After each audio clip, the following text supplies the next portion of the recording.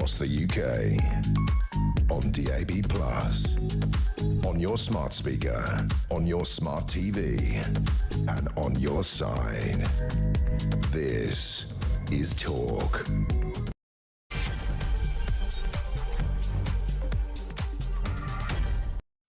I have come on this show on plenty of occasions and said various things to you. I want to say something tonight which is so important. Ignore the her, it's new, right? Ignore the her. The her. Okay, right, here's what I want to say to you. You'll stop noticing it in a bit. Okay, here's what I want to say to you. You are being lied to about Afghanistan, and I want to tell you why you're being lied to about Afghanistan. This 100,000-man data breach, first of all, from somebody in the Ministry of Defence. Nobody within the Taliban government has these details. They have not been released to the public. It's not known if anybody at all has them. And nonetheless, the MOD secretly did the following. First of all, pretended that the Taliban were going to kill these 100,000 people in the face of all evidence. There was no evidence the Taliban had the list, and there was no evidence they were going to do anything anyway. Why? Because even if they had the list, this is just a list of civil servants and people who work for the Afghan government. But here is the critical point. The British government took out a super injunction against members of parliament to prevent them debating the following: moving these 100,000 people to the United Kingdom. Now, what are they going to get? Everyone on the list will get a passport for themselves, a passport for their wife, and a passport for their children, free education, healthcare for life, free housing for life, and £250,000 in compensation for a list that has never been published, isn't in the hands of the Taliban, and the Taliban say even if they had it, they would do absolutely nothing with it. Every newspaper, every news outlet, every website in this country has focused on the fact that there was a leak of data, and they have all said how much it's going to cost you, and nobody has talked about the fact that this list is a ruse to con you into allowing 100,000 Afghans with no claim to come to the United Kingdom to get here and live off the taxpayer teat forever. £1 billion compensation for a list that nobody has. £1 billion compensation for a list the Taliban doesn't have. £1 billion compensation for a list the Taliban says even if it had, it would not do anything with at all. What has happened here, ladies and gentlemen, is the taxpayer has been done over.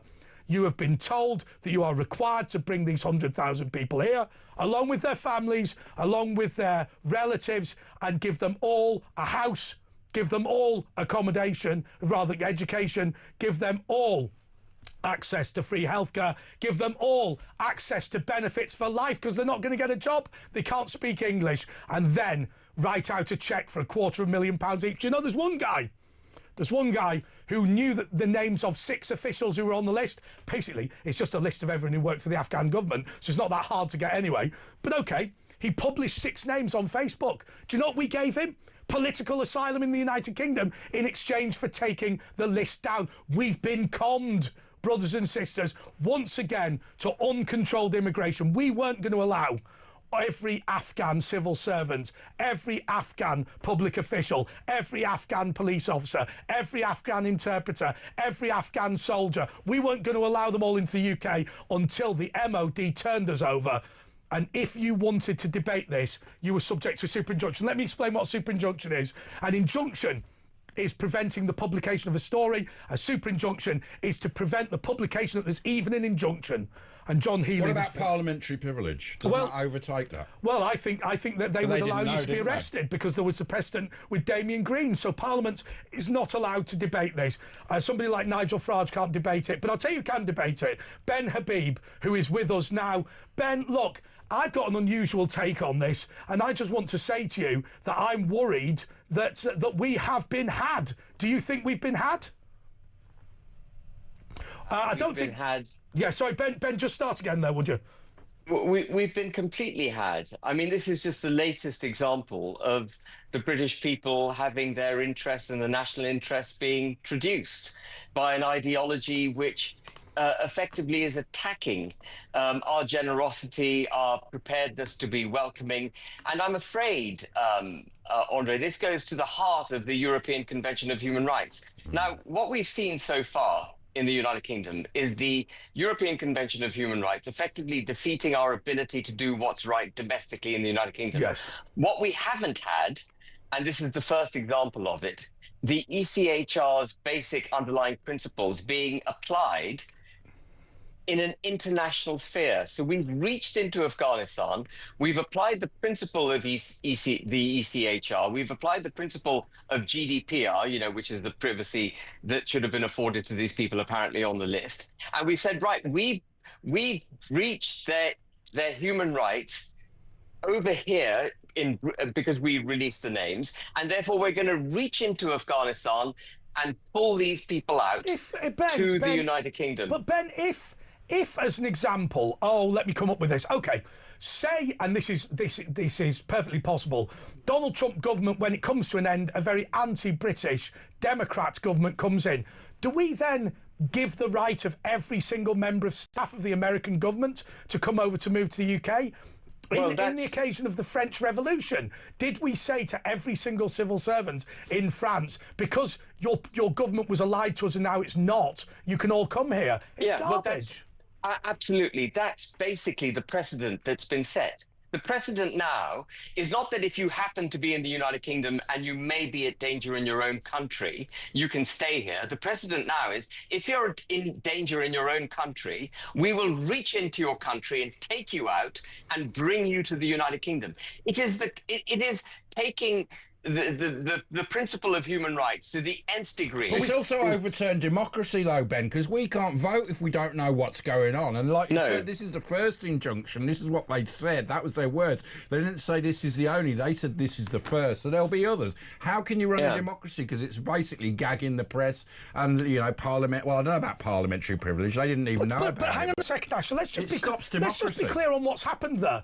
Technically, according to the letter of the law, Asher Gould has just committed a criminal offence. And I'll tell you why. Right. Because I take it all back. To suggest there might be another super injunction in of itself is contempt of court when there's a super injunction. But there could be. I mean, we don't know. Even if you didn't know about the super injunction's details, that is the level of stupidity that we've got to. And the only reason that they've prohibited debate about this is because they know we wouldn't want it.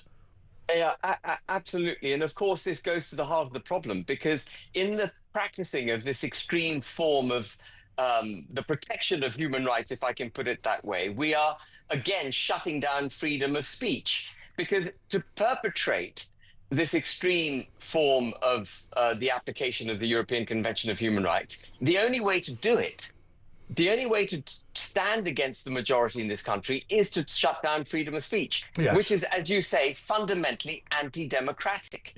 They are forcing their ideology onto the British people at vast, you mentioned the economic impact, but of course the impact is much bigger than the economic impact. It is the cultural impact and the potential assault to which we are exposing civil society in this country. What about what we've got? What about what we had the other day with our Gaza person who said that her right to family life had been undermined because her daughter lived in the UK and she wasn't able to live in the UK as well? Well, this is the problem. So the ECHR basically is being used as a mechanism, as I say, to reach into other countries and bring people here. This is taking it to a much, much more extreme form of the practice. Ben, what is the point of having a border control now? Because I said on my YouTube channel, and people complained, that now 2 billion Muslims have the right to move to the UK. Now, OK, they will have to go through a court process, but if they say... They just say, they're gay.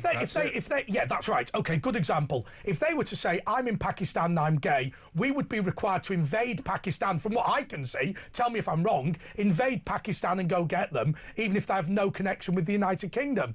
And well, that's the logical extension of what they've done. And so now I say, effectively, everybody has the citizenship of the UK. Now, OK, I admit you have to sue us first to get it, but ultimately, if your human rights are being undermined anywhere in the world, you are now entitled to come to the UK. They don't even have to sue us. Our government will reach into those countries and say, we will protect you. That's effectively what we've done. And you're quite right to make the point about what it means to be a British citizen, because they're setting aside the importance and the privilege of being a British citizen. They're just saying it doesn't matter who you are, you will have the protection of the British state. Well, that's not what being a British citizen or democracy is all about. What is the difference? I want to ask you this question, Ben, because I think potentially we need to start changing the language here. What's the difference between a settler enclave and what's going on in Burnley? So we talk about immigration to the United Kingdom and multicultural society, but you know, when they talked in South Africa about having white settlers bringing their own language and living separately in South Africa, even though they weren't the black majority, that's what's happening in Britain. Colonising towns. I need, and maybe forgive me, I only have a master's degree in English, but I don't understand today what the difference in an immigrant and a settler is. I mean, what's happened here fundamentally, and it was all set in train with the Human Rights Act when we imported into the body of British law the European Convention of Human Rights, is effectively the setting aside of what it means to be a British citizen. Yes. In accepting that all humanity is equal, which is perfectly reasonable at a fundamental level. But we've gone one step further. We've said, actually, human rights apply to the extent required, if necessary, to set aside what it means to be British. We will afford everyone in the world the same rights that we afford British citizens. That was what the Human Rights Act did. But everybody knows, here is the problem you've got. Human experience has taught us that it's better to discover than be discovered, right? We have now been discovered in the same way that the Native Americans were discovered by the white settlers of North America. The reality is now, I mean, look, when you talk about a multicultural society, there is not a white Christian enclave in Lahore. What is happening is Pakistani culture is taking over our country. Now, I'm not saying that Pakistani culture is bad. I'm just saying it is taking over. It's simply a fact. And what upsets me is when people put two things together. They think that you're racist or against somebody for setting out the very simple fact that Birmingham is no longer a British city in the conventional or historic sense, and I want it to be a historic British city. And let me go further. I don't want Karachi to be British. I don't want it to have huge areas of white people. And we ended colonialism. So why are we now the colony? Yeah, we've reversed the whole thing. And this is not about Pakistan, by the way. This is about Afghanistan. And you would find the Pakistanis in a wholly different place to Afghanis. Afghanis are, you know, without wishing to inflame any Afghanis, they're not, you know, it's a country, it's a broken country. It's a failed state, yeah, of course Afghanistan. And the people coming from Afghanistan do not share our cultural disposition. They don't share our values. And we have brought them into our country. So it's not about Pakistan so much as it is about the preparedness of the United Kingdom to set itself aside in this false pursuit of the protection of all of humanity, no matter where they come from. And when they come to this country, as you rightly pointed out, Andre, they will have a protective blanket put around them, and they will be encouraged to practice their culture in our country. They'll never have to work as well. And also, they carried on crimes, certain crimes, they were much proportionally higher than anyone else. Yeah, and so what we've done is basically create serious division in the UK. Yeah. We don't have multiculturalism. Many people think multiculturalism is the coming together of lots of cultures into some kind of melded mix, which then becomes the settled culture of the United Kingdom when we go forward. That's not what we're doing. It's parallel societies. We are creating a divided society. And a divided society, by the way, means no society. If you look up the definition of society, it requires a settled, a homogeneous sort of culture, as does a nation state. We are doing away with a nation state. And this goes back to the globalist order. The globalist order, which is, so many people say there's a left wing and a right wing in the UK. There isn't. No. There's those people who believe in governance through the supranational order, setting aside nation states, and this is an example of that. And those of us who believe in the nation state of the United Kingdom, the protection of our history, our culture, our constitution, our people, and so on. And it is those of us who believe in this country who are being set aside in the pursuit of this extremely look, damaging form of. Yeah. We're committing cultural suicide. We're committing cultural suicide. Yeah. Okay, so we've only got a limited amount of time with you, Ben. Thank you so much for coming on, as ever. So do me a favour. First of all, we want to know what you're up to now with this new movement that you've founded. And also, I want to ask you this. Diane Abbott, Jeremy Corbyn, they're going to put Nigel Farage into Downing Street, aren't they? Well, she's been suspended after racism. She's going to join with Corbyn. She's been suspended from the Labour Party again for the 15th time. She says Jewish people experience racism differently to black people. She also has said other things in the past. Yeah, because let's be clear, and when I say this, I'm being deadly serious. The Germans didn't sell the Jews, did they, when they put them into slavery? And that is the principal difference. If you think that's a significant difference, Diane Abbott, you're an idiot.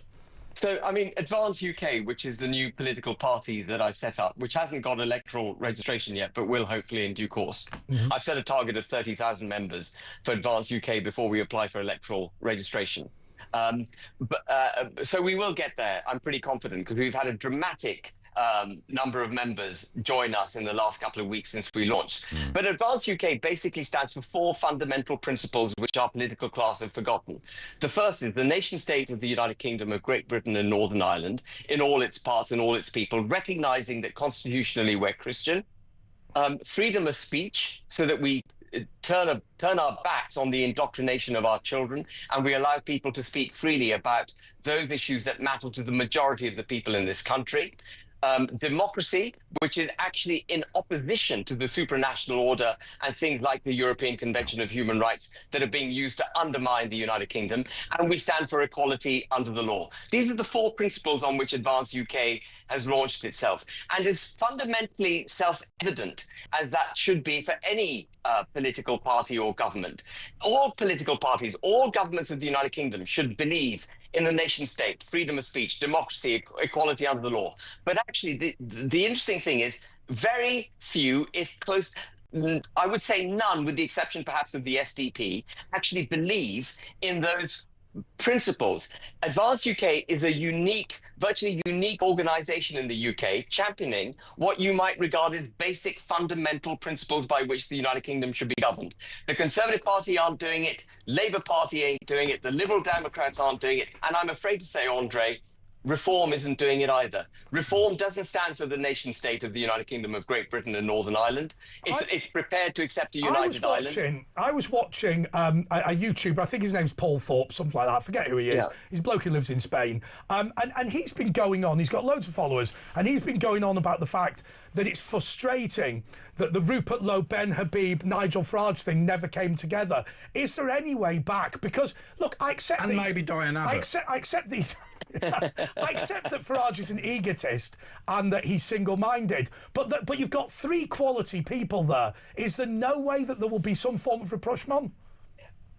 No, as you and I have discussed in the past, Nigel Farage is pivoting towards that liberal global order.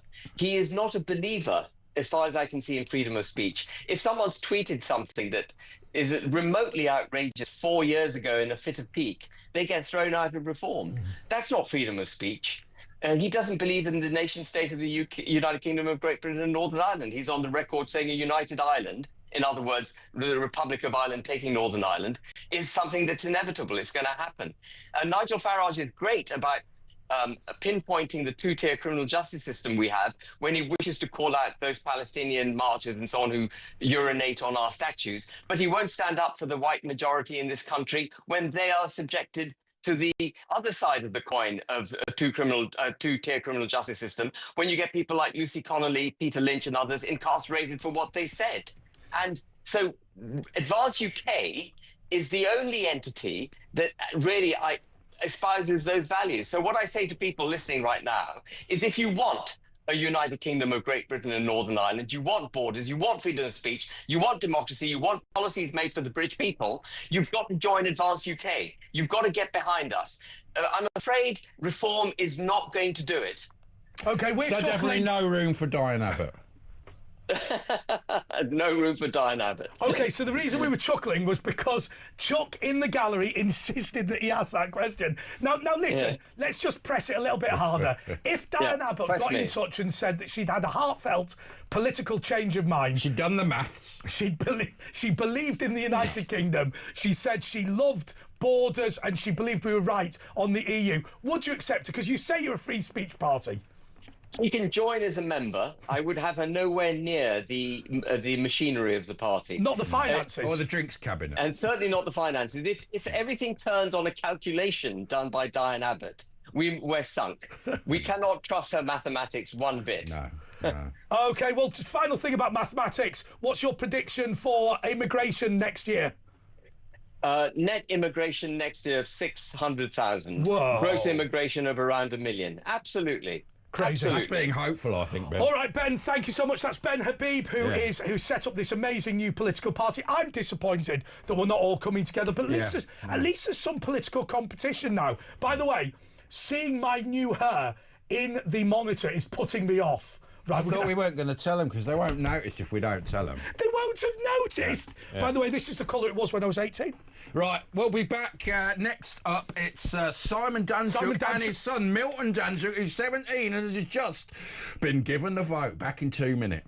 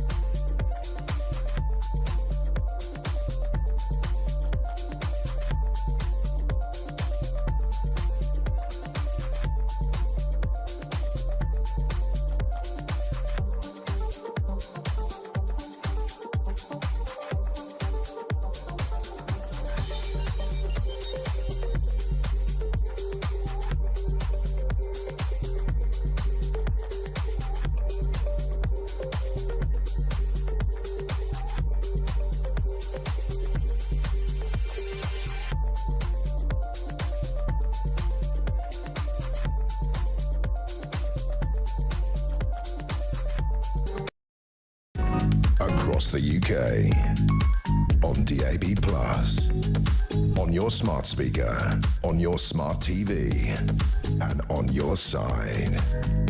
This is Talk. Well, that old chestnut has come back again, hasn't it? Votes for 16 and 17-year-olds. They'll never do it, will they? This central idea that the way that left-wing political parties can stay in power is by ensuring younger people vote. I've got to be honest with you. First of all, only 18% of young people, 16 and 17-year-olds, say they're going to vote. 52% are against those age groups voting. That's because they've got the political views of their parents quite often, and they don't want everybody else to vote left-wing. But I've got to be honest with you, and we're going to come to somebody who is that age. My own view is very, very simple. The reason that young people don't vote is not because they didn't start at 16. It's because there's nothing in it for them politically, right? They don't have an opportunity to get a house. They don't have an opportunity to have the same jobs that pay properly that they did in the past. Marriage is being traduced. The burden of tax is going up. Your ability to live the sort of lifestyle your parents lived is going down. Your community's been taken over by migrants. And I'm going to be totally honest with you. I've seen this country get poorer and poorer and poorer during my lifetime. And despite the hair making it look different, I'm still only 46. But that's why it might backfire on them, because kids now at 16 16 might go, I want to buy a house, I want to be able to have a family, let's get this lot out, because obviously Starmer's banking on they'll all be voting for Labour, they'll all be voting to get back in the EU, but it could backfire. I mean, Nigel Farage Now, can I just say one thing that's important? Because of child protection laws, right? If you have your young Conservative branch or young Socialist branch or young Liberal branch, you can't have under 18s anyway, because then you have to get a CRB or a DBS for the entire committee. Therefore, political engagement will probably have gone down. Well, I've got a list of what 16-year-olds can't do. You can't purchase alcohol, vapes, drink alcohol in a pub, drive a car, gamble, get married, buy fireworks, use a sunbed, get a tattoo, buy a lottery ticket, go to war, or phone a radio station without your parents' permission. And you certainly can't come on this show. You can't phone in if you're under 18. But we've broken that law. No, it's wrong. It's wrong.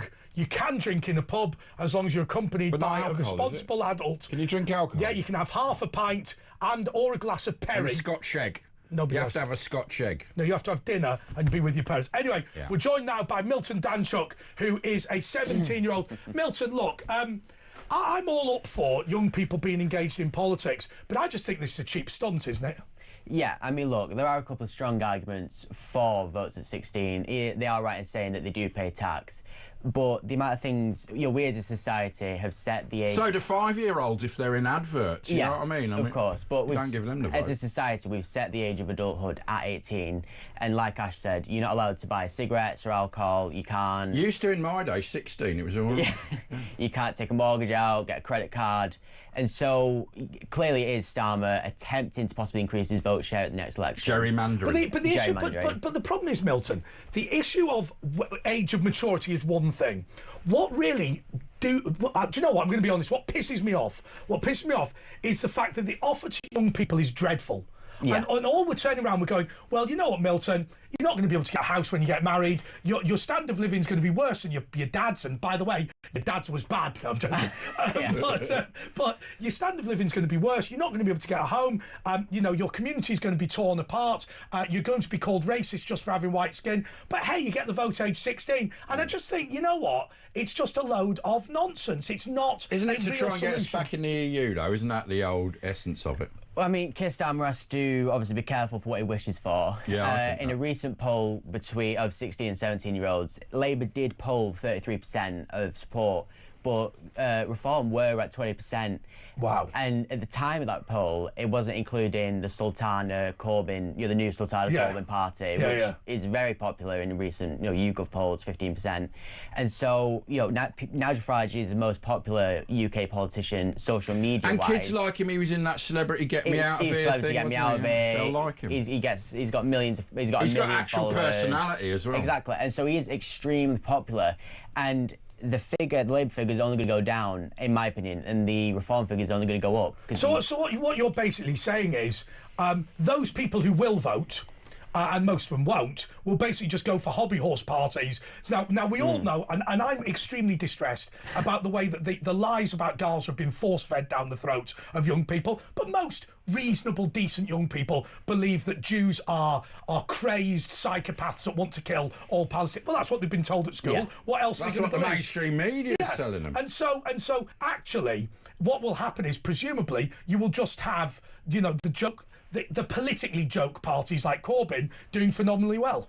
Yeah, of course. Corbyn's very popular with young people. He will get a load of votes from them, and so it's only going to hurt Labour. But a key thing, like you said before, a Guardian poll from Scotland, which has obviously had the vote for a decade. Yes. Found look what's happened there. Exactly. 54. They voted for Jimmy Cranky.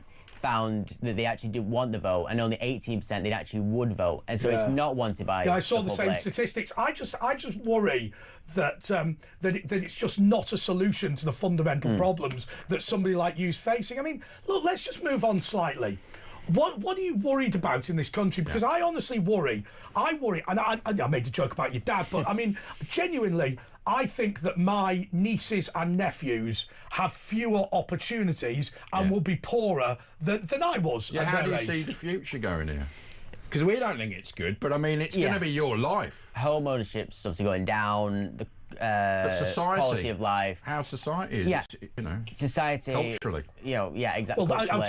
tell you what. I was 18, so I came from Lee and Rochdale. They're not homely. It's a long time ago. I mean, Yeah. they're on different sides of Manchester, but they're not massively different. Now, okay, so you're talking about me being 46 now, but when I was 18, Plus VAT. you could buy. We went out for my 18th birthday party, and it was £1 a pint. Right now, you're gonna slip into the pub presumably illicitly and pay what, £6, something like A that. lot of kids don't drink as much as in our day. I'm not do they? surprised. Yeah, it's, a lot don't. Like But you is say, that, yeah. that's not necessarily because of the price, is it? It's I think it's more culture's of a changed. cultural People are at shift. home on Yeah, their Tamagotchis.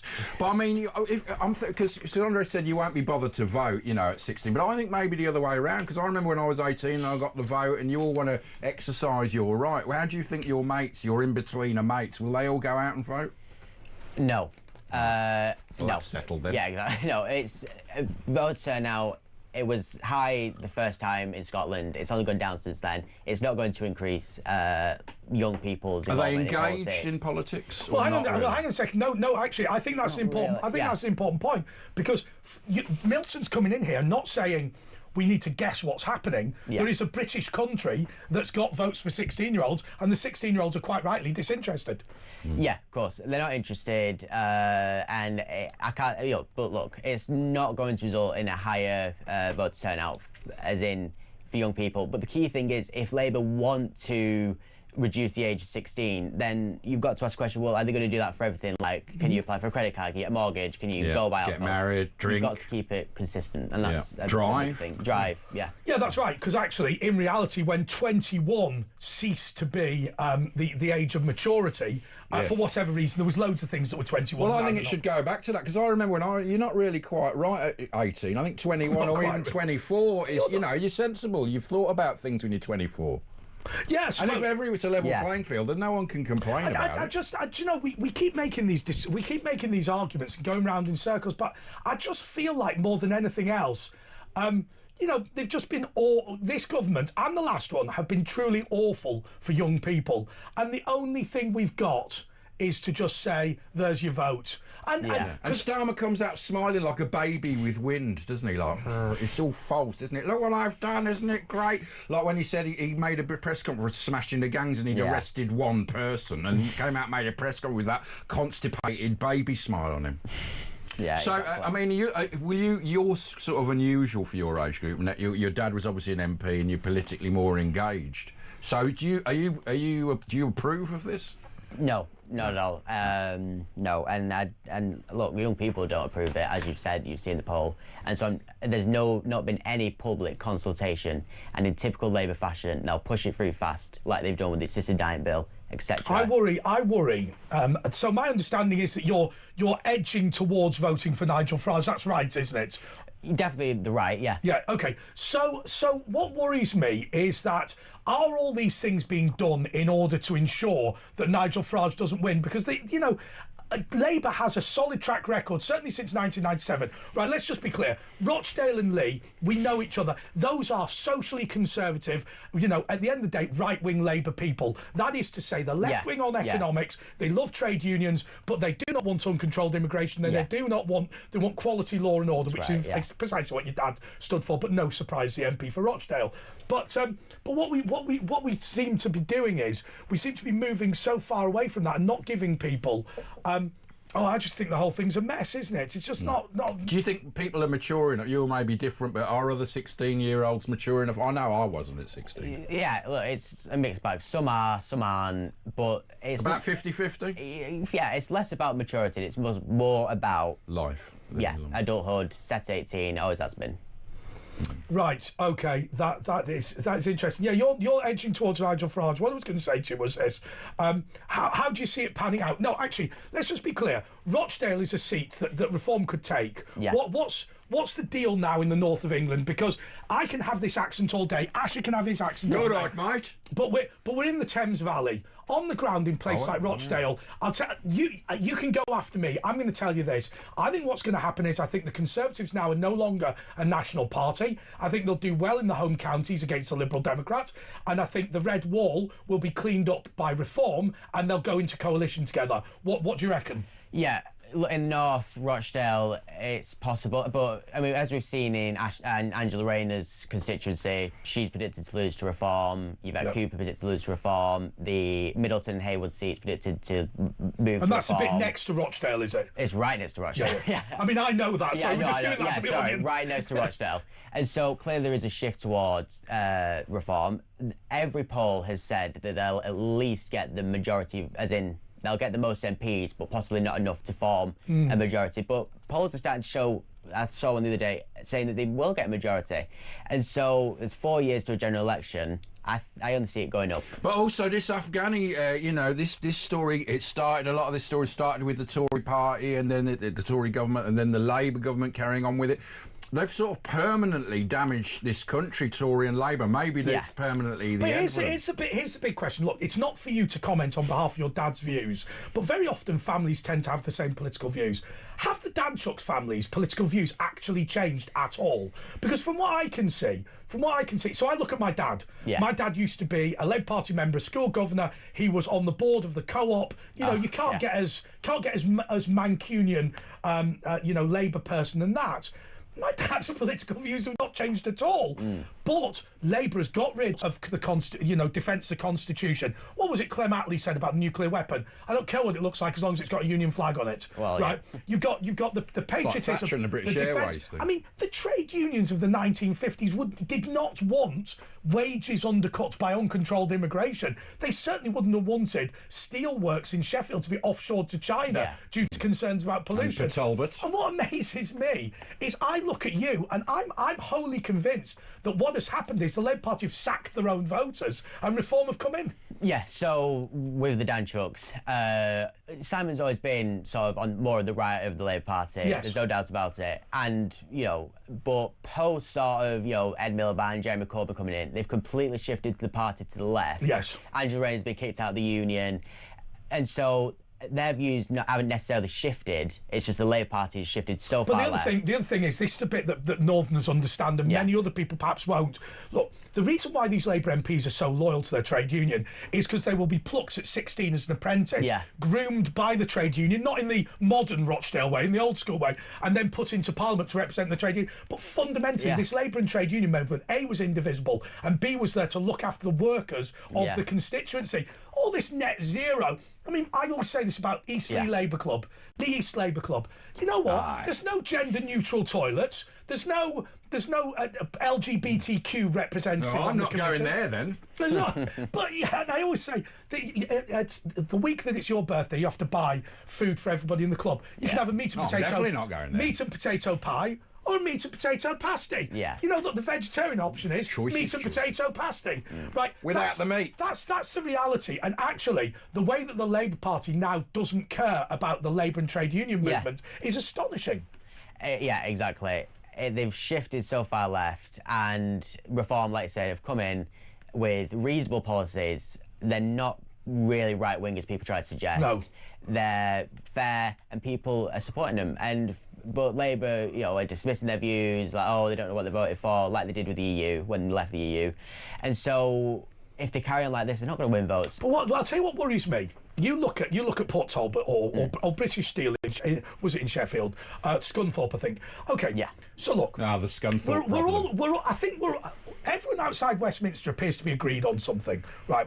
Nationalisation by China, nationalisation by Qatar, nationalisation by all of these foreign countries, the fact that EDF Energy, the French, look, I've no doubt that people in Rochdale came out furious about privatisation. Yeah. But look, Margaret Thatcher didn't stand up and say, what we need to do now is hand British Steel to the Chinese so they can shut it down for their own strategic interests. That wasn't the plan. And yet in Westminster, it seems to be controversial to nationalise British Steel. So I'd have said, Prime Minister Walker would have had the parachute regiment land to make sure the Chinese didn't shut down those furnaces in Scunthorpe, because they were shutting it down in order to enable them to better invade Taiwan and kill British soldiers. The workers blocked it, didn't they? Yeah, they did. Yeah. Anyway, look, we've got a little break here, haven't we, at this juncture? Yeah, we'll be back in 2 minutes with Milton.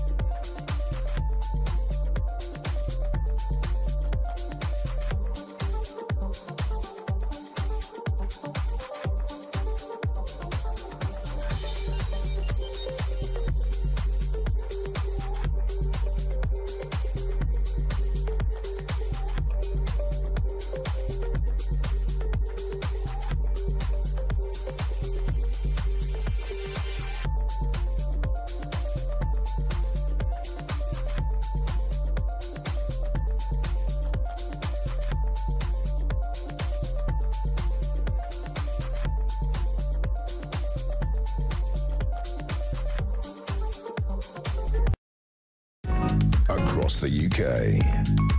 On DAB+, on your smart speaker, on your smart TV, and on your side. This is Talk. Yeah, I'm forcing everyone to agree that the hair... No, it's great, isn't the it? hair is... No, it's really great. It just looks a bit ginger. No, I like it better, actually, I do. But look, we weren't meant to keep Milton on, because I actually said, but we thought we're going to spend 8 minutes... He's named after Milton Freud, by the way. No, not Milton Keynes. Do you know something, right? Do you know how we get into trouble in the gallery for boring facts that aren't that great? Do you know Milton Keynes is not named after Milton Freud and Maynard Keynes? I did know it's that. Not named after It's them. an old village, wasn't It's it? just a village very name. Old village, yeah. But anyway, we're going to ask you about, because, we weren't long ago, we were 16, but what is it like now for a 16? What do you think of the government? And, because you haven't experienced other decent governments, so what do you think of Starmer and his crew? I've obviously lived through a couple of governments, but obviously it was mainly... That's right, about 8 prime ministers. Yeah, that's true, yeah. But it was sort of really post-Boris Johnson, started to see it get involved. All pretty rubbish ones. Well, yeah, look, Keir Starmer undoubtedly is the worst. He's always U-turning, he can't hold an opinion. We saw that with the Island of Strangers comment. He's U-turned like 3 times on that. He doesn't seem...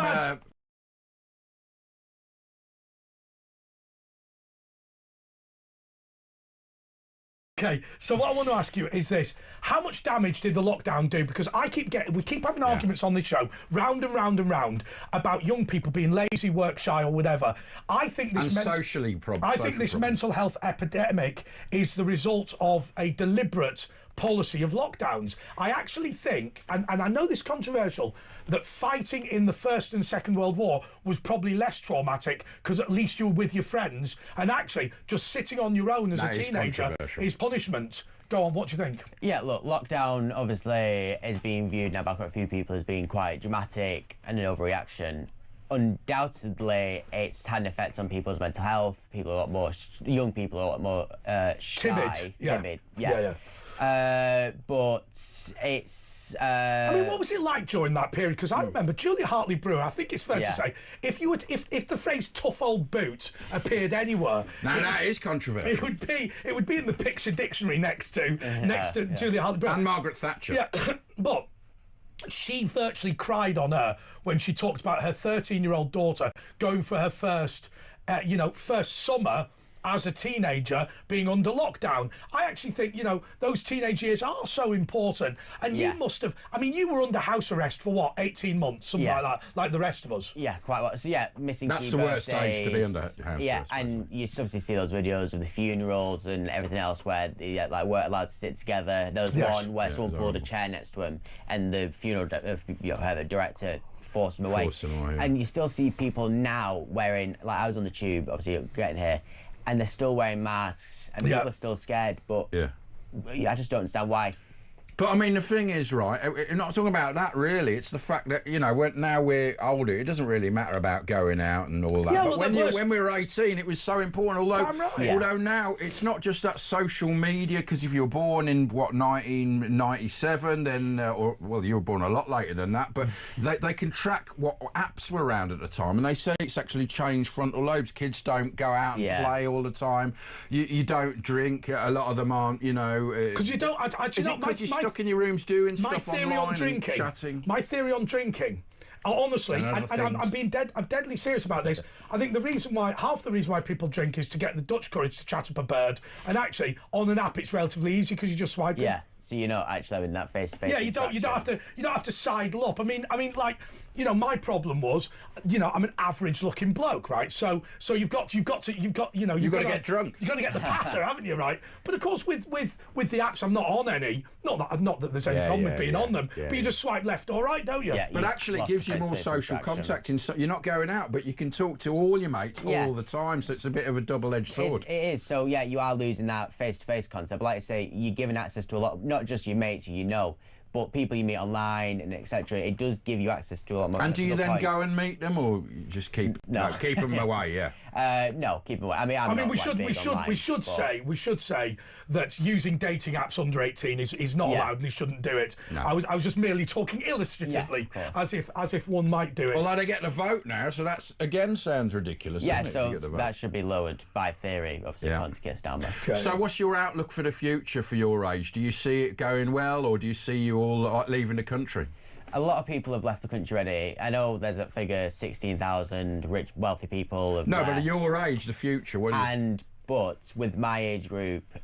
you'll never be rich. Exactly. But I think what he's asking is there a general pessimism? Because I feel like we don't live in a time of optimism. No, it's not. And we saw that with Rishi Sunak's Work Service or Community Service Act. People were completely against it. They were saying, no, I don't support the UK, I don't want to do community service. And people will move to countries like Dubai. A lot of friends that I know have moved, not just Dubai, but other places, because it's just a considerably better. Because I mean, but maybe they will want when we talk about fighting for the country, what are we doing? We're fighting to allow 100,000 Afghans to come to the country, have no connection with Britain, to live in the council houses which your family and my family used to live in, and now aren't allowed to. That was Milton Danchuk. Thanks so much for coming on. By the way, is this your first appearance on national TV or radio? Third. Which were the others? You're a natural. TV News. Get out of it! Get out! No! Get out! We'll be back in 2 minutes.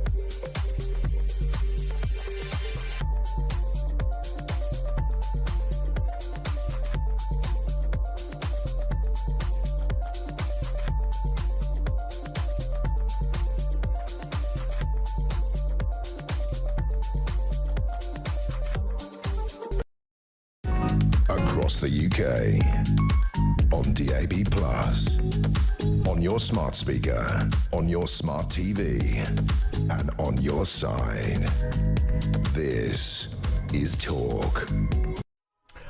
The Ginger Whinger. Ginger nuts. Get out of it. Well, actually, have you done that as well? 0344 499 1000. Collar and cuffs, is it? Oh. Collar and cuffs. Phil in Worthing. Phil, you're on Talk. Good evening, Ash, and good evening, Andre. How are you? Good evening. All right, Phil. What's going on, man? Well, man, it's all about history, bud, tonight. It's about 1924 Labour government. Yes. It's a repeat of, and Andre will love this, it's a repeat of the same. Well, what is that? Can you give us a history lesson about that 1924 Labour government? What it is, they were very, very, very lucky to get in when they got Ramsay in. MacDonald was the Prime Minister, wasn't he? Thank you, Andre. But just hear me out, lads. But what's the story about that? Why are you saying it's the same? What it is, if you fast forward 5 years from now, or maybe 6, no one's going to talk about this government ever again. Yes. You'll all be in prison and banned from talking about it. No, actually, no, stop there, Asher. That's interesting, because here is the interesting point. The vast majority of people, Phil, watching and listening to this programme, will believe the first Labour government was Clem Attlee in 45. That's not an unusual thing. In a pub quiz, most people get that wrong. You're right. Yeah. Ramsay MacDonald, his government was just a forgettable period in the middle.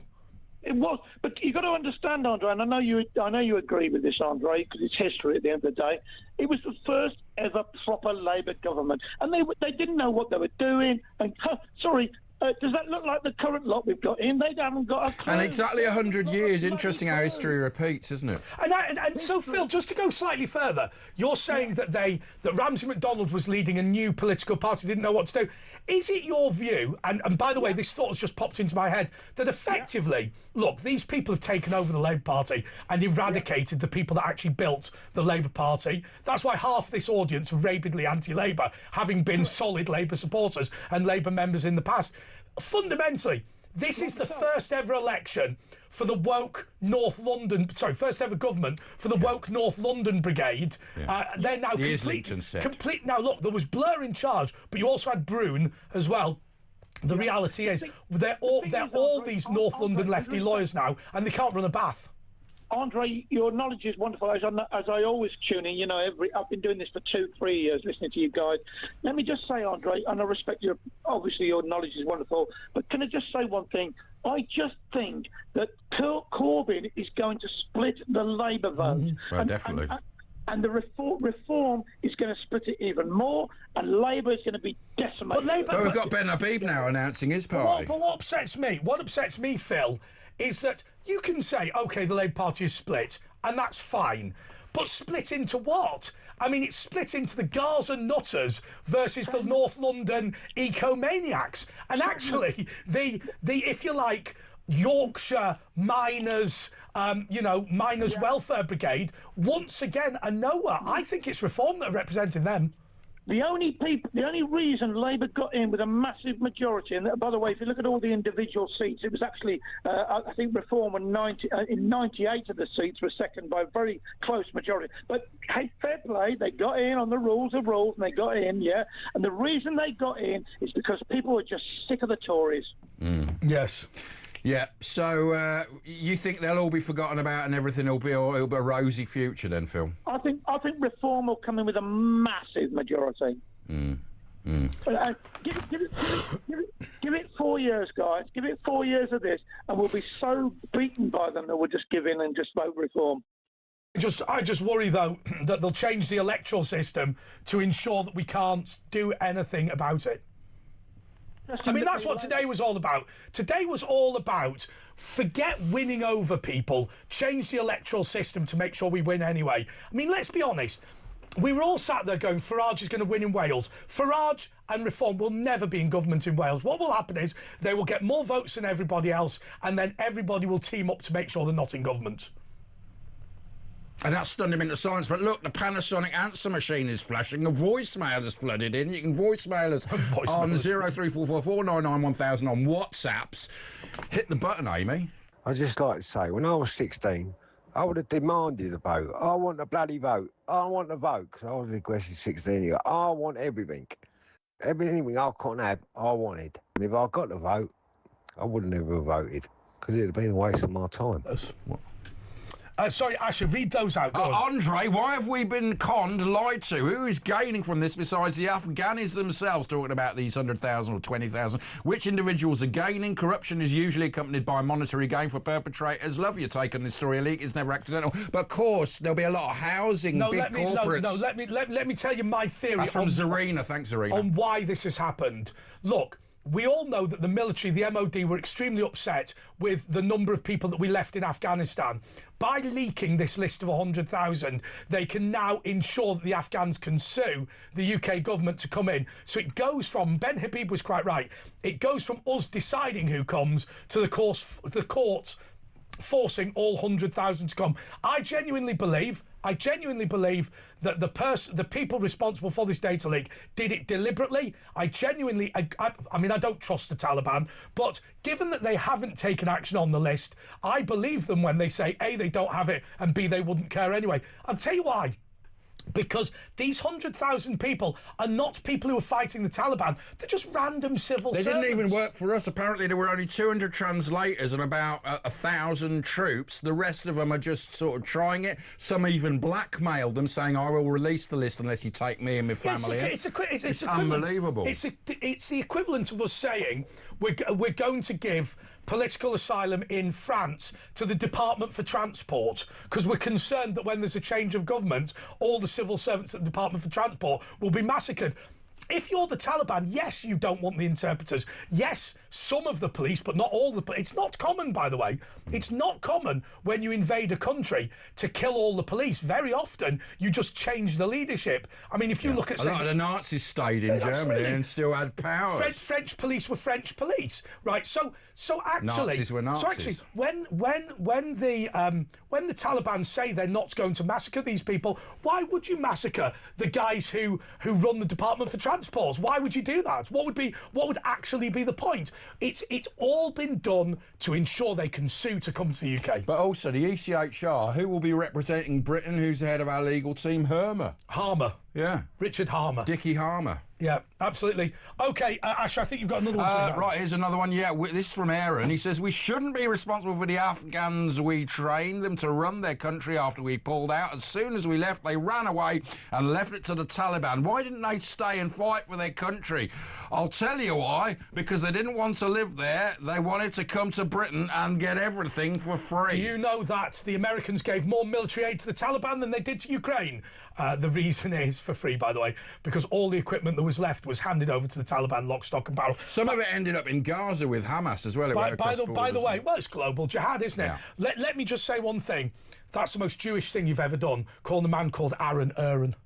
No, but it's double A, that's Aaron, isn't it? Aaron. No, double A is Aaron. No. Aaron is a Jewish name as well, but you're bringing your foreign ways. Oh. You sound like Diane Abbott. And that's Cindy in Michigan. Howdy doody. Hey, I wanted to be on Zoom today. Good afternoon, by the way. It's afternoon in Michigan. That's ridiculous. They've got a different time system. It's evening. It's about 6 o'clock p.m. Oh, all right, yeah. Well, it's 11 here. Yeah. Well, you ring us so late we could have been asleep or anything. So what did you want to say anyway? Well, I wanted to say I wanted to be on Zoom today. Well, we can because we've only got about 30 seconds of this hour left. We'll do it later. We'll get you back at midnight on Zoom. We'll do it later. Look, we are going to go to the press preview in a minute. Yeah, let's get Peter Barnes. We're going to get the press preview with Peter Barnes. But before we do that, I just want to say tomorrow night we've got the big interview with James Whale and Nigel Farage. That is starting at 10 o'clock. We do not know whether James is going to be here to comment on it, but there is going to be the first part of the show will be that big interview. It's described as the most important interview of the year and the most important interview of James Whale's career. I was there. It's an amazing interview, so make sure you are there tomorrow. So we'll play clips later in it as well. Damn right.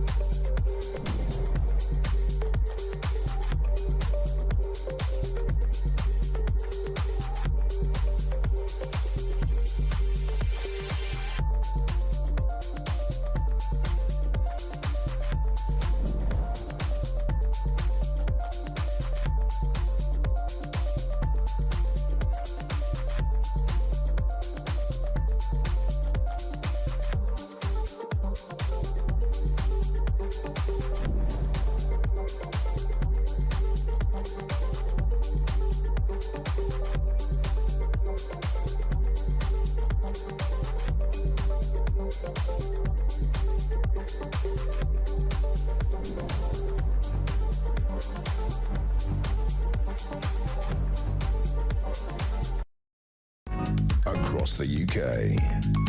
On DAB+, on your smart speaker, on your smart TV, and on your side. This is Talk.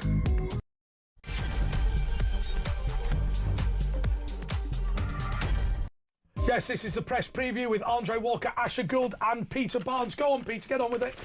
Yeah, we need to talk about that. The hair is good. I'm very aware I have 6 follicles on my head on a good day, but what If you're listening on the radio, he's dyed his hair. But by the way, Glyn says, have you been electroplated? Electroplated? What's It's where that they put how they gold plate, basically. It's how you you want a gold plate? You don't know what electroplated is? No, I don't know. Oh, the gold foil stuff. No, it's like you basically, didn't you do it in chemistry where you apply an electric current and then you put the metal in and it all covers it in gold? Electroplating! What does that have to do with my head? Well, it looks like, Glyn says it looks like it's been electroplated with, brass. I like it. Yeah, Well, I I'm glad like somebody it. does. You've got the same colour. Yeah, but I'm aware So that you my... shared the bottle, did you? Yeah, I didn't need as much as How is that the same colour? It doesn't look remotely What similar. is it, VO5? I don't know what it is. VO5 actually. in a bit. It was described as espresso Stunning. blonde. Espresso blonde. Not espresso. Espresso. Yes. Anyway, look, we've got the paper. Don't forget, if you're listening in the morning, Mike Graham is coming up after us. That's right. And so it's the paper review, tomorrow's papers today, or today's papers today, if you're listening in the morning. And the Times, Streeting offers to write off student loans to stop doctors' strike. Well, if they do, they'll just go, all right, we won't strike yet. And then a few weeks later, we're going to strike, we want more. Yeah. I mean, it will never work. I'm not really opposed to this as a kind of way to encourage people into medicine, to Well, keep doctors shouldn't have there. to have I never really with understood. a contract for the NHS. Yeah, so I've always said that, you will pay for a bit of your education and then you have to do X amount of years in the NHS as a kind of proviso. I don't understand why that's never been a thing. But they've cut down, I think Theresa May cut down the amount of British people that can become doctors, which is a ridiculous thing. We should have as many British doctors as we can. The BMA also put in their own cap of the number of people that could be qualified because it allows them to collective bargain, basically. So there's only so many doctors that can operate in the NHS, so therefore they have more power when they're at the negotiating table. That's ridiculous. That's like against the Hippocratic Oath. Yeah. Yeah. I mean, the BMA as well, half their stuff, in fact, more than half, is when they have their meetings, they have, they discuss Gaza. Oh, yeah, What's that got to do with medical stuff? It's one of the most left-wing, radical I had a friend of mine. I had a friend of mine who went to a board meeting. Well, it's not a board meeting. A meeting, Guys and Thomas's, where because they'd merged with some other NHS trust, they need to come up with their new values. And apparently, somebody put their hand up and wants a commitment to apologise for slavery. Point number one. It's like, sorry, it's an NHS trust. What are we talking about? It's garbage. We've talked about this before, but I'm still surprised it's allowed to be called Guys. Yeah, I'm genuinely surprised. still surprised. Do you know the actual reason for that? The reason is the trust that Thomas Guy left wants his statue pulled down, and they've redefined health as basically social justice. Oh, great. But the NHS trust itself, for whatever reason, doesn't want the statue pulled down, and they're the people that put the protection up. But the actual trust established by Thomas Guy is the one campaigning to have him remembered as a slave owner, which he wasn't. But also, it's called Guys. It should be guys and girls and thems. Thems, yeah. Anyway, next story. Abbott loses whip again for repeating race comments. Diane Abbott has been suspended as a Labour MP for doubling down on claims that Jews experience racism differently from black people. The veteran left-winger was placed under investigation by Labour to head off a fresh anti-Semitism row, making her the 5th MP to lose the whip in 2 days. It came after Abbott appeared unrepentant about her past comments that led her to being suspended from the Labour Party. What do you She's think just not very keen on Jews, is she? Well, no, she doesn't like Jews. She's an anti-Semite, and that's the end of it. I mean, Whoopi it's Goldberg pretty much said the same undeniable thing. at this point. Yeah, it's undeniable. She called it the Jewish Defence Force rather than the Israel Defence I really Force, hate the, I'm allowed to defend Israel. No. Stop hiding behind that and just admit you don't like Jews. That is exactly what you're doing. It is exhausting. She has the right of reply. But what really gets me to is this shows that the Labour Party only care about anti-Semitism if you defy the whip. That's the only reason they've gone after her on this. The problem is with Diane Abbott, if we give her the number to call, she'll get it wrong. Yeah. That's true. Yeah. She'll get it the wrong way No, around. in all seriousness, this is a major point because Starmer they're full is of anti-Semites, but if you go against their own policies... So Starmer's he suspended 4 MPs for continually defying the whip, and he's gone after Diane Abbott now because she's been the leader of the rebels, basically. The reality is, it's an issue of once again the left hating. Basically, their attitude is Jews do well financially, therefore Jews are the enemy. Yes, right. But they always want to other people, don't they? They always want to be them and us. Yeah. Right? Whereas in reality, I tell you what annoys me about the whole anti-Semitism thing. What do you want?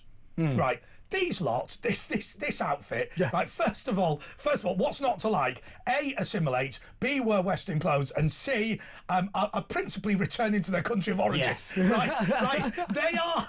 I mean, they're kind of what you want. The reason that people don't like Jews is because what they'd rather people who don't assimilate, who just maintain their own culture. You know, and they do well as well. I mean, that's there's a lot of skint Jews, but you never hear about them. But you know, because Jews are always under threat, and that they become doctors, they become things that are essential, like broadcasters. But the leaders of any community are the richer ones because they've got more time. Particularly in the Jewish community, there is a long tradition of this because people notice when doctors and lawyers go missing. Nobody notices when you start killing off dock workers. So what the community of the Jewish people realised was that if you get into middle-class professions, people notice when you start disappearing off the street. And they are the canaries in the coal mile of all types of bigotry and discrimination. And I think Diane Abbott, is a disgrace as far as I'm concerned. You know, she's had her moments, but she needs to go. The reality is the real victims here are black. And I'll tell you why. Because basically, Diane Abbott is part of a movement of people who, as far as they're concerned, the British state is racist and black people have to fail in order to prove that's the case. Now, Jewish people, if they're going to be discriminated against, we're racially stereotyping ourselves, but it is generally accepted that Jewish people make an effort to get off the bum and work. Yeah. The culture... Well, I know quite a few that don't. You like I say, you never hear about them. The culture that Diane Abbott seeks to encourage is that everybody's racially discriminated against, and it is your duty to fail in order to prove that racial discrimination. Is there also the old tropes? Do you remember Corbyn like that mural that was in the city, and the old thing like the Christian thing and the chosen people, they don't like that. There's been a long link between the kind of left-wing intelligentsia and the dislike of Jews and anti-Semitism. The elders of Zion, when you go back, and they still have the blood libel. Look, Israel killing children. It's always been the underlying factor, and it's something that's kind of wrapped into a lot of Western civilization, because you have to remember the Jews have been kicked out of pretty much everywhere they've ever called home, to be honest. So, you know, I was talking to somebody the other day who cited that as evidence that they're wrong ones. That's what they say. There must be some reason why. You know doesn't it go back to usury? Isn't that the point? Is that, you know, that Catholics weren't allowed to make money off money, so couldn't lend, and that's where Jews get the connotation from. Yeah, but it even comes before that, doesn't it? The Egyptians and that. It's just they don't. I don't know. It comes from various things. I think to bring it back to Diane Abbott as to why the left don't really like is that of all the minorities, the Jews don't. They might be victims, but they don't act like victims. Yeah. And I think that's what she doesn't like. Imagine now you had a burning hatred of people from Szechuan, or Hong Kong people or whatever. Why did he go on about it? But does she have a point in that she says, you know, obviously Jewish people, you can't, it's not written on, you know, you can't see it. Is there a point now? I don't think there is, because once they find out, you know. Yeah, I don't know, because that's what she goes on to say, isn't it? That, like, people who who are gingers and redheads, you know, they can experience racism and bigotry and all the rest of it, but it's not that they experience it every day of their life. I was like, that is no way comparable between anti-Semitism, the oldest form of bigotry, and people not liking gingers. But it's really strikes me now that, you know, the left seem to wear it as a badge of honour to get kicked out of the Labour Party for anti-Semitism. It is something like you've got to tick it off the list. Can you imagine you just use the N-word a lot and got kicked out for being anti-black? I know. Like, I'm proud of mine. But I go back, I find it interesting, if you link it to this Islamophobia legislation, that they want a definition of that. Do you remember all the uproar when they want to agree on a definition of anti-Semitism? They were very different situations. Only them and the BNP have ever been sanctioned by it. But they want to be kicked out over anti-Semitism so they can say the Jews are in charge. The Jews are in charge. And then they can win their seat because they know the Labour Party's finished as well. They can then turn around and say, I mean, I remember when Ken Livingstone did that concentration camp guard thing. And to the journalist, Jewish journalist. Let's be clear what they were putting round in East London, you know, to keep the Bengalis happy. They were going, look, Nicky Gavron, the Deputy Mayor of London, is a Jew. Oliver Feingold's a Jew. This is the Jews conspiring to remove Ken Livingstone because he's pro-Palestinian. It had nothing to do with that at all. But if you give the Jews a good kicking, there's votes in it in East London. Yeah, that's the sad thing. And what's more annoying? Well, that's why we had all the seats for Gaza. Yeah, and even Which if is you go nothing back, to do. Why would you want an MP that just cares go about... back to the ceasefire vote. That that there were accusations of the Labour Party heavily influencing Lindsay Hoyle to pull a vote on the ceasefire because Labour MPs were getting abused. Well, I'll tell you one thing. I thought that was disgraceful. Just to remind you what we said in this show. You weren't on at the time, Pete. Funnily enough, so Pete was working with me on that. Was what there was. We've got to bring that back, by the way. But okay, so you weren't regular on this show when Mike Freer, the Member of Parliament for Finchley and Golders Green, was being threatened out of office. He was perceived to be a Jew. He actually wasn't. No. But it doesn't matter. The fact he was perceived to be was the important bit. He stood down because of threats to his family. We said, Asher and I, send in the army if needed. Yeah. Do not, and they burnt his office down. Do not allow this to happen. And we said, if you allow these people to have a win, they will take another one. Oh, well, they did it in Parliament. Remember when Lindsay Hoyle said they're all that? I mean, that's subjugated democracy. Just to finish the point, what happened within 3 weeks was Lindsay Hoyle said we have to alter the constitution of the United Kingdom to pander to these people because they're now saying they will kill MP. Do you know what I think? If you say you're going to kill an MP, do you know what I think we do? Stick you on the plane back to whatever dump hole you came from. 100%. But I go back to your argument about how throwing a milkshake is terrorism. I actually think what Mike Freer was subjected to is domestic terrorism. Without a doubt. And yet, nobody seemed to kick up a fuss about it. Most people would have forgotten it even happened. That's because nobody's willing to stand up, and this is the bit that I think is devastatingly racist. Nobody's willing to stand up and say there are leaders in the Islamic community who are extremists. But I'll tell you the thing. You know what Labour could do to get out of all of this? They could bypass the extremists at the top and start talking to ordinary young Muslim people. That's what they could... Because they're going to get axed. What they'll do is they will bring in uncontrolled immigration, they will let the Islamists take control, and they'll just lose all these seats. True, aren't in moderate Muslims scared of, and also no support. Yeah, but then I have to admit, I'm getting a little sick and tired of hearing this, the moderate Muslims. Well, where are they? Well, that's what I'm saying. Why aren't you lot standing up and saying this lot's an extremist? Okay, so let me. So I don't disagree with that, and also I have to say, if my church turned round and said, well, we've got Nick Griffin making a speech next week. No, we don't endorse his views. We're just allowing anyone to come on. Okay, but let's be clear. Okay, so I'll give you two examples. Example number one was the shutting of the street outside Finsbury Park Mosque when Captain Hook was thrown out. So moderate Muslims took back Finsbury Park Mosque and we backed the extremists. But I will tell you, after the 7/7 bomb attacks, Tariq Ghaffar, who was the most senior Muslim police officer in the Western world, wanted to raid the mosques in the way the Parachute Regiment had raided the Orange Order in the 1970s. And do you know what he got? A big fat lecture tour of Northern England and then the sack.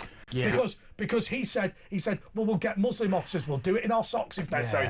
They would not raid the mosques to take out the extremists. But I mean, Gad Saad, who's like, he's a Canadian philosopher, psychologist, and his family, when he was young, were kicked out of Lebanon. He's a Mizrahi Jew, and he was basically because of Islamism. And he says the moderate Muslims, it's like he's Jewish, but he eats pork and shellfish. So he says they still believe in it. They're just not very religious, but they actually do think they're the most religious ones, really. Yeah, that's true. But the best thing, and he knows about it. He's from Lebanon. The other obvious point to make is, I just think that Middle Eastern culture ought to be in the Middle East. I genuinely believe that Pakistani culture, and also I said this earlier to Ben Habib. Look, I don't believe that a section of Lahore should be British. We've accepted that colonisation is wrong, so why are we now a colony? Yes, I've stopped calling it the migrant crisis. It's known as the settler invasion in my head. The settlers, by all definitions, they are settlers now. And also, if they came in the amount that we've got now came in one single kind of movement, it wouldn't be called a crisis. It would be called an invasion. By every definition. Well, of course, the other point to make about the invasion is the Royal Navy pick them up and take them. I mean, our own Navy is bringing them in. Yeah. Right. Well, we got a little break here, and we'll come back with more after this 2 minutes.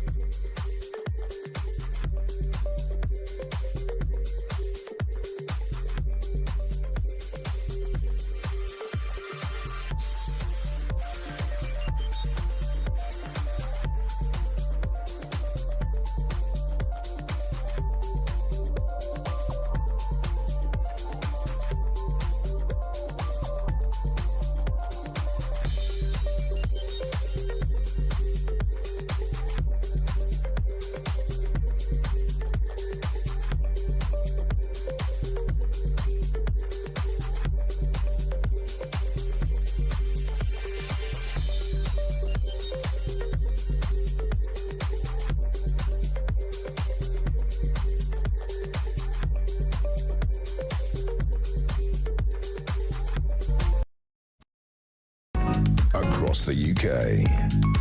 On DAB+, on your smart speaker, on your smart TV, and on your side. This is Talk. Yes, this is the press preview with Andre Walker, Asher Gould and Pete Barnes. And I just want, as we go through the papers, I just want to fly my drone round the studio. Of course you do. Let's do it. It's amazing. Can I do that? Let's see. Go on. I'll tell you what, it's amazing. So I will say one thing. I've actually got a licence and insurance and all that sort of thing, because you don't want to be the bozo. Do you need a licence for that, do you? You don't need a licence. I've got the operator licence. Can you see that? Can you imagine that if you phoned in a traffic control? You got a provisional, you got little L plates on it. Yeah. So this one, I'll tell you the reason I got it. You know, I do my Vox Pops. It'll follow your face and you can walk around the street. Oh, it's like an AI tracker thing. Yeah. So you go, look at that. Here we go. There we go. Look at that. Let's get him round. Shall we attack Barnes' face? No. Let's fly towards the camera. Go towards Jesus. Go towards the shame we can't plug in what we can see on it. Yeah, that is a shame. Go right in front, go down a bit. Down a bit. Oh, no, turn it round. Down a bit. Yeah, down a bit. Down a bit. Right a bit. It's really loud. Here we go. Oh, look at that. That's incredible. That's superb, isn't it? This is just awful radio. I'll tell you what we could do. Yeah, it's terrible radio. If you know this on the radio, we're flying the drone right in front of the I'll tell you what we should do. Why don't we? They can hear it, though. Why don't we make a video quickly of what we actually see? Oh, yeah, good idea, man. And then we can send this to people. It's like tomorrow's world, isn't it, this is? Oh, good Lord. OK, so... I might as well use my fan if we got that on. This is lovely, isn't it? OK. What happens if I touch it with it? It gets a bit angry. Right. So I'll tell you what we'll do. We're going to just very quickly just show you what we see in the studio. Yeah, there we go. And I'll post that on X. So if you want to follow us, that's my hair. That's his hair. If you want to follow me, you follow me at Andre JP Walker. You can. I think we need to land that now. Right. At Andre JP Walker, at Virtual Ash. Yeah, and at PC Barnes 123. Okay, right, so we'll get that video and we'll put it online. But obviously, that was the worst radio. That was the worst radio ever produced. And don't forget Mike Graham coming up after 6. Yeah. He was like, see how I was mesmerised by it. Can I have a go, Andre? All right, anyway, last story in the Times. Afghan data leak named British spies and soldiers. More than 100 British Special Forces, MI6 spies and military. Right. He doesn't believe any of this. He thinks it was a ruse just to get 100,000 Afghans in. Yes. Tell him your theory. Isn't it amazing?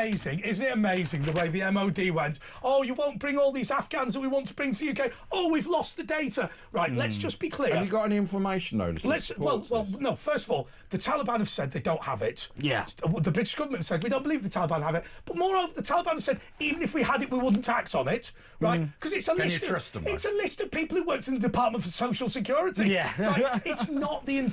I have to admit... The interpreters are on the list, but they're not. There was only 100 of them, and there was about 1,000 troops. This is the interesting bit for me, is that 100,000 interpreters. I mean, you're pushing we had there, about 200 because I know Kev spoke to one of his military friends, and we had about a few hundred to 1,000 troops helping us. Yeah. So this doesn't make sense. No, there's a lot of ways that doesn't make sense. These are people who would not have been allowed to come to the UK. Yeah. But now there's a data breach, they can sue under the Human Rights Act. Yeah. And it's just amazing, isn't it? Which they are definitely going to win, by the way. Sorry? They are without a doubt going to win that case. Oh, yes. Because this is a data breach, this is, break of a contract. There's no way that we're not paying for this. And also Herma's representing us. Oh, of course. So what about what Ben Habib said about this? And his argument was the very grave danger now is foreign nationals in the UK are able to cite the Human Rights Act in order to stay in the UK even if they don't really deserve to be here.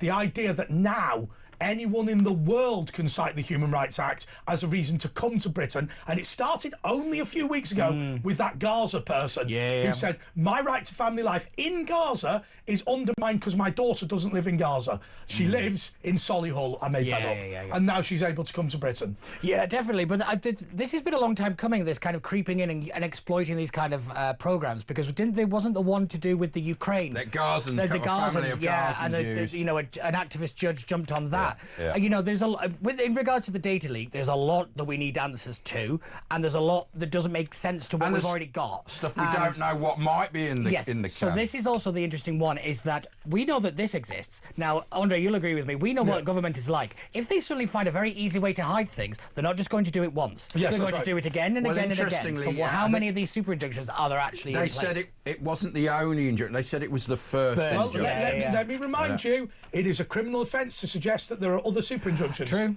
So I wasn't saying that. So we are in the no. Just it's ludicrous. Just to be very clear, it'd be hard to prosecute us because we've not been given any information about that. But here is the thing that really worries me. You know, say as an example, what could happen tomorrow, and this does happen. The government could go. Asher Gould came dangerously close to mentioning injunction exists, and he could be supplied with the details. So did the guy who said it was the first injunction then? Yeah. Correct. So it may well be, and this does happen, may well be that News UK tomorrow receive information about other injunctions, and what will it say? You are injuncted from saying there's an injunction. Not, here's what happened. Yes. Right? You'll be injuncted from saying there's an injunction. Yeah, and also, a lot of people seem to get very confused about parliamentary privilege. Why can't they use parliamentary privilege? They could do, couldn't they? As far as I know, it supersedes any court. And I've looked at. I'm probably the only person that's read Erskine May here, but there's nothing that says super injunctions apply to Parliament. I didn't think that. No, because when Lindsay if you Hoyle, go back, do you remember when he used it? He called it from the 2017. So it's obviously a new thing that's been brought in. No. You can't arrest someone for saying something. Here's what they've done. It was Damien Green. No, there's a Star Trek story. When Thick Mick, Michael Martin as Speaker, and Jill Pay, who is the only Sergeant at Arms to not receive an honour because the Queen hated her. They basically established the principle that they would voluntarily follow what the court said. Yeah. So effectively, if you think about it. So it's not legally binding. So that's one of these things. I was literally just talking to Simon Gentry about this. So what would happen is, Lindsay, if you'd have ignored the super injunction, Lindsay Hoyle would have called you out of order. So they will have told Lindsay Hoyle, and they will have said, shut down this person if they attempt to use Wouldn't he privilege. be in breach? Because if it's not actually an official thing, he would be not but doing... Then, you have to remember that half of Parliament is based on convention, not actual rules. What you actually do is you bring in something like a 10-minute rule bill, and just in the speech, just go for it. Just have a 10-minute rule bill about the dangers of helium or something random. and then just go for it. Well, I'm pretty sure that's happened, though, hasn't it? Happened. Yeah. There's just a random debate and somebody drops it in. There are people in the middle of the speech saying the pervert is X. Yes, yeah. Wasn't that where Ryan Giggs... Wasn't his kind of comment something like that, if I remember correctly? He had an injunction, but I think it was because it was all over Twitter. They said, well, there's no point. Although there was... And then someone in Parliament... There is a very famous celebrity, very famous, who the Sun said 80% of the public know that his partner had a threesome, right? And he argued, I just don't want my kids to see it in the newspapers as they walk to school every day. That is quite a good lawyer. That is a very good lawyer. I'm not going to lie. The Sun said, but who doesn't know who this is? Right. That's very good, yeah. Daily Mail, gathering storm over what Jonty Road really... I thought that was his name, Jonty Road. Really said to get sacked from MasterChef. So we don't... to get sacked, it should say. But anyway, what did he say? Apparently it was very harmless. He can't remember it. The woman wasn't offended. The person who he said it to wasn't offended. It was somebody else that's heard offended on their behalf. But that's a new thing, isn't it? But one thing, Naga Munchetti, nothing happens to her. She has a couple of things. Nothing happens to her. I actually feel... I will admit, I don't know the full details on this story, but I do feel a little sorry for John Turode that yet again he seems to have been thrown under the bus to cover for other people's failures. He's done a lot worse things. Yeah, exactly. I mean, and not even as bad as like Hugh Edwards and obviously. Anyway, police to use facial recognition cameras at the Notting Hill Carnival. It'll only work if they make sure they don't take they've got to have clear faces. And they should have their faces clear at these protests. You shouldn't be allowed to protest with your faces covered. They won't do anything. No. Right? So there's the thing, we can have all the images of it. There's a lot of offenders. Yeah, but they're saying that they'll find they're looking for knife crime people that are already wanted. They might find some. Don't like this. You don't like this, but it is a fact that the BBC cancelled Crime Watch because it was too diverse. Yeah. It wasn't diverse, was it? Though, was it? No. It wasn't. The Guardian. Diane Abbott suspended by Labour for a second time. We've talked about that. Voting age should be lowered to 16 by next election. What do you think about that, Pete? Well, it's the most perverse bit of gerrymandering I've seen. But the thing that annoys me the most is that yet again this Labour Party can't even cheat correctly because there's no guarantee that it will work in their favour, given the fact that 20% of young people support reform. Yeah, Yes, I that's was right. thinking that. So It'll even backfire on them. this is what has annoyed me the most about this story. It's not the fact they're rigging the system, because of course they are, because they did it over changing the way we vote for mayors, and they did it over cancelling local elections. So which is how I think they've got to try and keep reform out. But it's the fact that they've not even thought this through long enough. They've not even looked at the demographics and all the rest of it. They just thought 16-year-olds like us. No, they don't. It is absolutely ridiculous. But again, I think they're following the Democrats' playbook on how they tried to take out Trump. Do you know, change the system, use the law. Well, they're trying to get in the EU as well. Yeah. With it. Well, I think the reform thing is important. I think this is important. I appeared in Northern. I was in Northern Ireland, and somebody said we should never have any constitutional changes that affect people who can't vote or something. And I said, yeah, but hang on a second. Every day more people turn 18 or 16. It doesn't make any sense. Yeah. I tell you what. We were talking to Milton Danchuk before. Oh yeah. The problems that young people face, this just doesn't solve any of them. No, it doesn't, because the Labour Party haven't even offered any policies well, also, to you could help say, younger people. 16-years, do you want to carry on where you can't buy a house when everyone else could and have a family, or do you want to vote for like reform and be able to get that back? So I think it might backfire. Yeah, but then on also, them. if you look at places like Malta, I think Norway and Sweden, Scotland, for example, they have a huge turnout in the first election, then it plummets right back down again because the novelty wears off. It's not sustainable. And I think the ones who do want to vote will be more to the right. Yeah, no, kid I went to school with caused a major political scandal in Malta. Right. So, do you know this actor Philip Oliver? His real name is Philip Borg-Olivier, right? And he is apparently of Maltese descent. He is no relation whatsoever to the Prime Minister of Malta, whose surname is also Borg-Olivier, right? So, what about Laurence Olivier? However, for a long time, it was often said in the press that they were cousins. Right. Philip Borg-Olivier, rightly or wrongly, was done by Liverpool City Council for being a slum landlord. Don't know whether he's guilty or not. And in Malta, for some reason, the Maltese press seemed to believe that his quote-unquote cousin was involved in slum landlording in Merseyside, and he had to sort of apologise for this. But do you know Malta almost became part of the United Kingdom? Yes, I did. They wanted 2 parliamentary seats. We only wanted to give them 1. Yeah. And that is the sole reason. No, I was in Malta last year, and it is like the most British place I think I've ever been. What about Gibraltar? I've actually never been to Gibraltar. My mate who's the MP for Romford goes, Gibraltar's great. It's like Romford, only sunny. Yeah. we had a guy who was like, I think he was a big talk show host in Gibraltar, and he was a guest on the show. And you know, Gibraltar has the biggest Morrisons in the world. Anyway, and on that bombshell, we'll be back with the newspaper review. Pete Barnes, me and Andre, and Mike Graham at 6 if you're listening in the morning. Back in a minute and a half.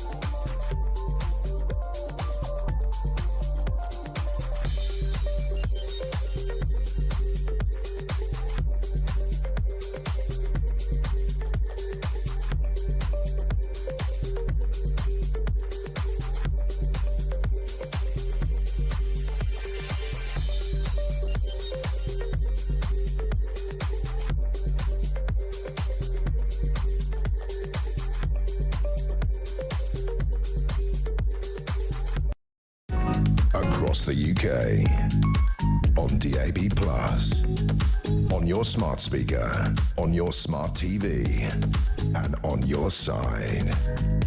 This is Talk. Yes, this is the Late Show with Andre Walker and Asher Gould. It's a press preview, though, which also runs in the morning.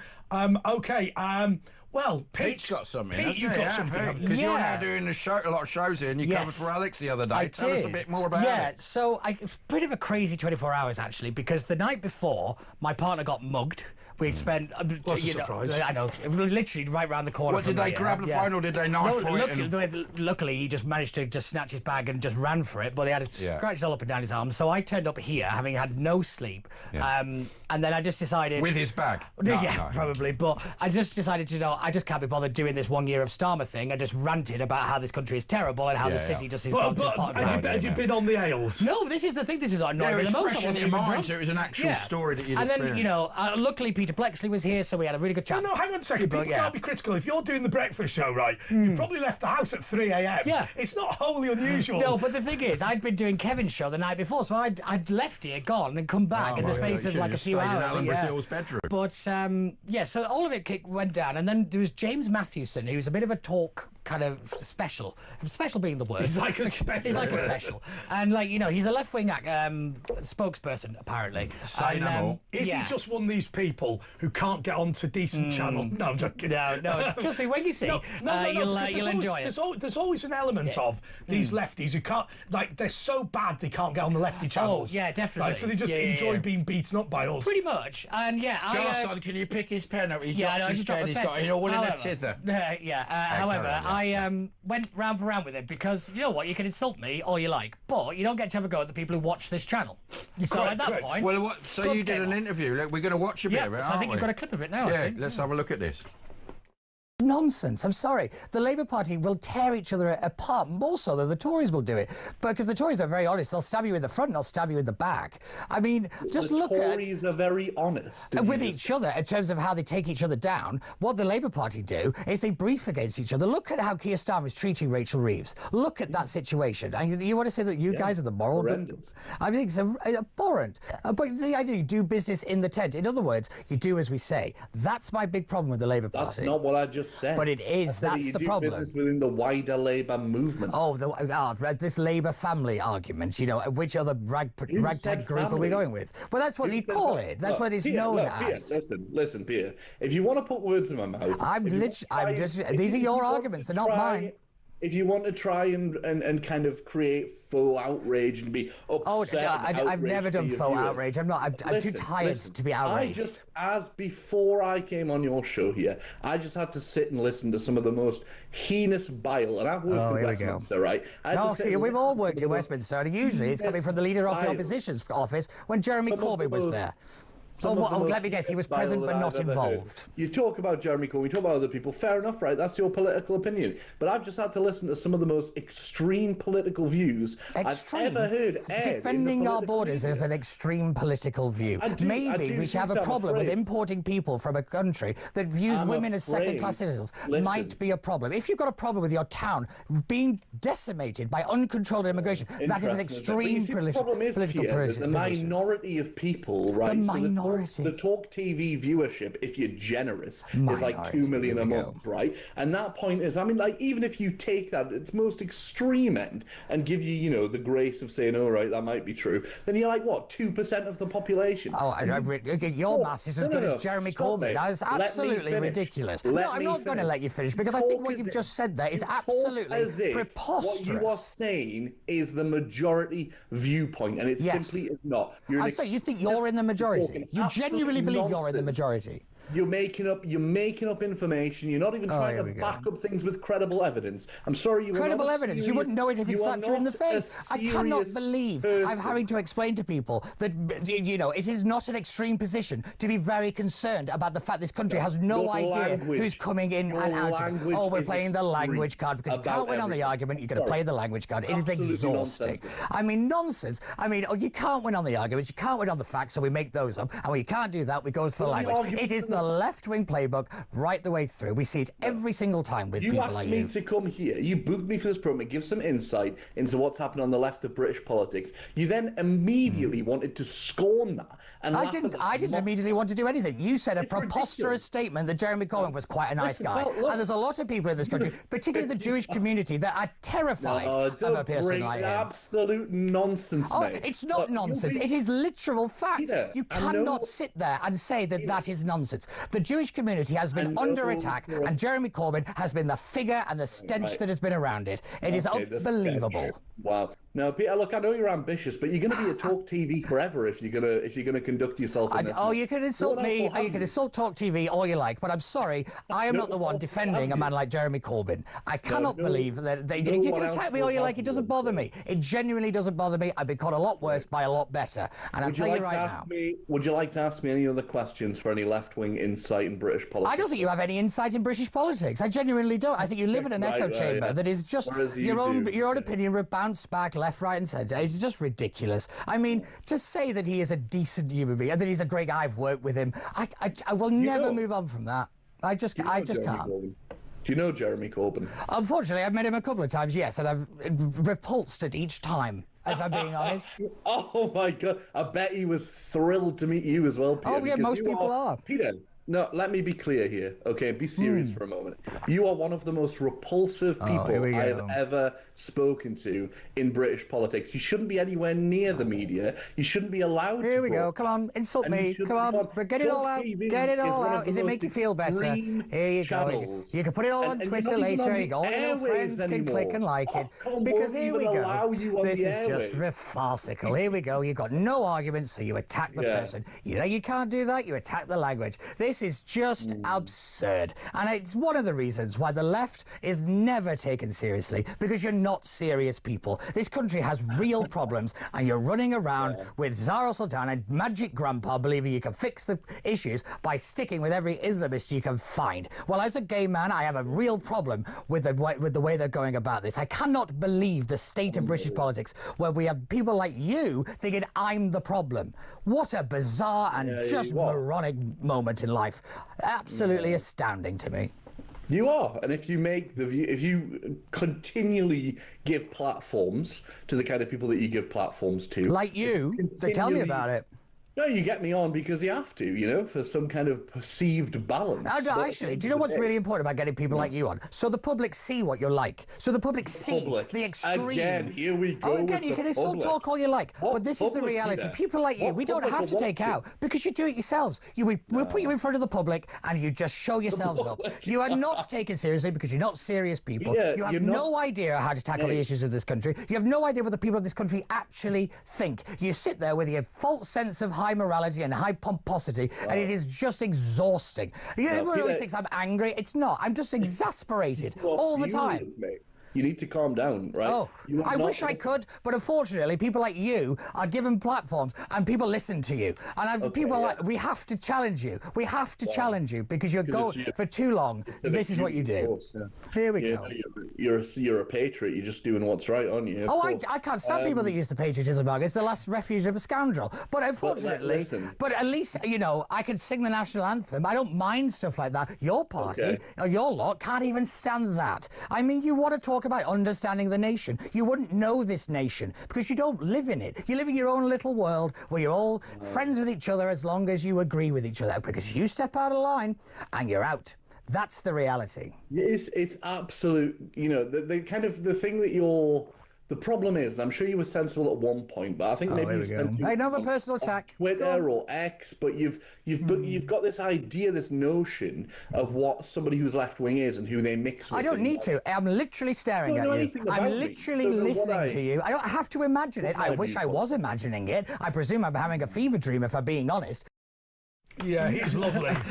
No, that was good. I mean, and typical. He said you shouldn't be on the media. Yeah. He wants to shut down freedom of speech. Typical. Oh no, yeah. And also, the other thing that you often hear is you're just taking Murdoch's coin or whatever. Can I tell you, I'm incredibly proud to work for this company. I'm not. They think of us as either deluded, stupid, or people who know they're right, but have been bribed to pretend to disagree with them. I've always said the arrogance of, you're only doing this because it's a Murdoch newspaper, is what you're saying is the only way you could be wrong is somebody pays against it. Well, have they not listened to Time Radio?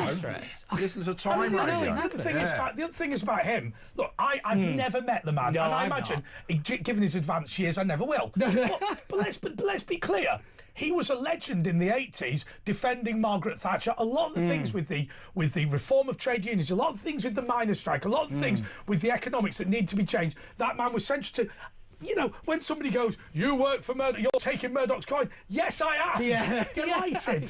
Delighted. It's just ridiculous. We have his tea and coffee as well, and biscuits. You know, the thing is, like, I don't like having to do that. I'll debate anybody, but if you go in there with an agenda like he did, then the gloves come off. But they just revert to it, don't they? Yeah, they do. You're deluded. You're stupid. And I'll tell you what, that's why the Labour Party do so badly, because they just tell all their voters they're stupid. Yes. And in the end, they just don't vote for them. I would guess I said this when Trump won. I was like, why is anybody surprised? You just spent 4 years telling everybody that if you voted I know for him, this is the paper review and people are going to complain, but Lisa Nandy, Culture Secretary in Wigan, is she going to win? I think she's gone. I do. I think Reform will take the seat. Because I think Lee Reform polling ahead, Makerfield the polling ahead, and Wigan's on a knife edge. I think it is, but I do think that when the general election kicks in, I think we'll see a rebalancing of the polls. I think it'll become a lot tighter. But I know this is a press preview, but I don't see that often. Why is it that Wigan or seats like Wigan have not taken to Reform and seats like Lee have? What's the difference? So for those who don't know, there are 3 parliamentary constituencies in the Wigan borough. They are Lee on one side, Wigan on the other, and Makerfield in the middle. There's different types of northerners, aren't there? Yeah. Oh God. Yeah. Like Definitely. it's different. Yeah. We all have different hats. They all eat pies and stuff like that. But what are those differences? Why win Lee and not Rochdale? I actually don't know. It's posh, a bit well, posher. Makerfield, it would be the posher bit, I would say, because it's more closer to Lang. It's more Was it a Lancashire. mining place? Wigan's infamous for its mining. Well, it's where the that level could has be started. they'll never vote Tory. And that has been a big dyed in the wool factor. But I do think that. So what? This is interesting. So I think what we're saying is, because Lee's a cotton town and Wigan's a mining town, probably even though Lee did mining, there's a lot more new people in Lee. Yes, that's than true. There are a lot of old Wigan's. I would like to know the demographic, like age differences, actually, because I think that might play a big factor. The other thing I looked at the other day. There's a thing on the Daily Mail website about people who can't speak English. Yeah, that's all Northerners. But it is virtually zero in Lee and Wigan. Yeah, it doesn't. It's not had the huge immigration. No, it's not really, and which is a surprise to me, because I do remember that the English Defence League had the kind of rally one year in Wigan, and it's always been seen as a kind of hub for that stuff. But it's an odd one, really. Anyway, back to the papers. Okay, Daily Telegraph. Hooray for heels! Yeah, heels are back. My workout plan does what fat jabs can't. But it's much easier. Yeah. Votes at 16 as Starmer panics over reform. Farage says PM is rigging system by rushing out plans to cash in on youth support. I don't think it's going to work. But I'll tell you what, this tendency, Pete, to reach for constitutional change when you're starting to lose, very, very dangerous. Yeah, but we're starting to see a pattern of it. Don't forget, we cancelled local elections. We're changing how we voted for mayors. Now we've got votes at 16. I still think that votes for foreign nationals is still on the cards. It's still one they can play. I'll tell you what we need to do. One of the first things I'd do, I'd bring in a royal protocol which says something like, and the king has to arbitrate this. So first of all, you say something like, the king, when it comes to constitutional reform, the king can only assent if there is a long-standing and genuine commitment to it by the public that's been demonstrated. And so like a minimum of 2 referenda or something. So he has to say something like, to the Prime Minister, OK, you're abolishing the hereditary peerage, but, and the majority of people want to abolish it, but it's 50th in the list of things. I'm not going to assent to that because this idea that was brought in by Queen Elizabeth II of simply agreeing to any change the government wants to make, I think is dangerous. I think unless it's the tote. Yes, she sprung into action. She sprung into action then, didn't she? But nationalisation, privatisation of the tote. She wasn't keen on that. But no, I think this is a really interesting point, because we've seen so many major cultural shifts under this government in a very short amount of time, and the public was not consulted once. Assisted dying, changes on abortion, and now votes at 16. The public wasn't the party of death. I will say the difference with this, though, it was in their manifesto, unlike everything else. They kept a manifesto. What amazes me about Labour? What amazes me about Labour, the way that they can do anything, so it's abortion and euthanasia. And you think, well, isn't there a happy pill somewhere? Yeah, I feel like there's an Elton John, the Circle of Life. That is very communist. Like, people don't matter. They're just numbers. Did you see there was a certain amount of distance between what I said and what you said about Elton John? Right, we've got a little break. Don't forget. By the way, we're talking about Farage. If you're listening in the morning later on today and tomorrow from 10, we're going to be showing little clips, or we're going to be showing the whole of the Farage and Whale interview that he did in James Whale's garden. I will say one thing. I wanted to go and watch that live because of the social distancing of James Whale because of his cancer. Virtually nobody has seen this. So it's going to be a premiere for you. It's going to be a premiere for me as well. I saw it, and it's an amazing interview. It's about 40 minutes, and it was really, he was really on form. And then I did an interview, and he was knackered because he spent so much time with you, Nigel. Yeah, exactly. Well, no, with Nigel. But then so we're going to show clips of that in a bit. So stay tuned, and we're going to show the whole thing tomorrow from 10. We'll be back in a minute and a half.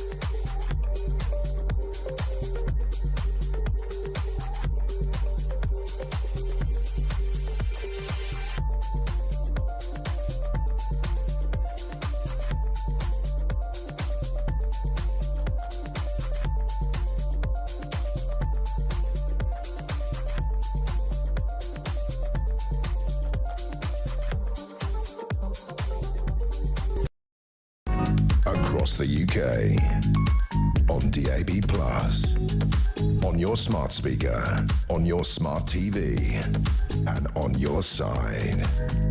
This is Talk. This is the press preview with Andre Walker, Asher Gould and Pete Barnes. Look, I'm going to apologise because we've been through loads and loads of stuff, but Asher does need to get through the papers. Yeah. So, Asher, why don't you take over? OK, here we go. Another story in the Telegraph, the little ones. Jaguar cuts UK jobs despite PM's pledge. Jaguar Land Rover has revealed plans to scrap 500 jobs after Sir Keir Starmer claimed his trade deal with Donald Trump would protect workers at the British car maker. Again, it didn't happen, in what rivals called a personal embarrassment for the Prime Minister.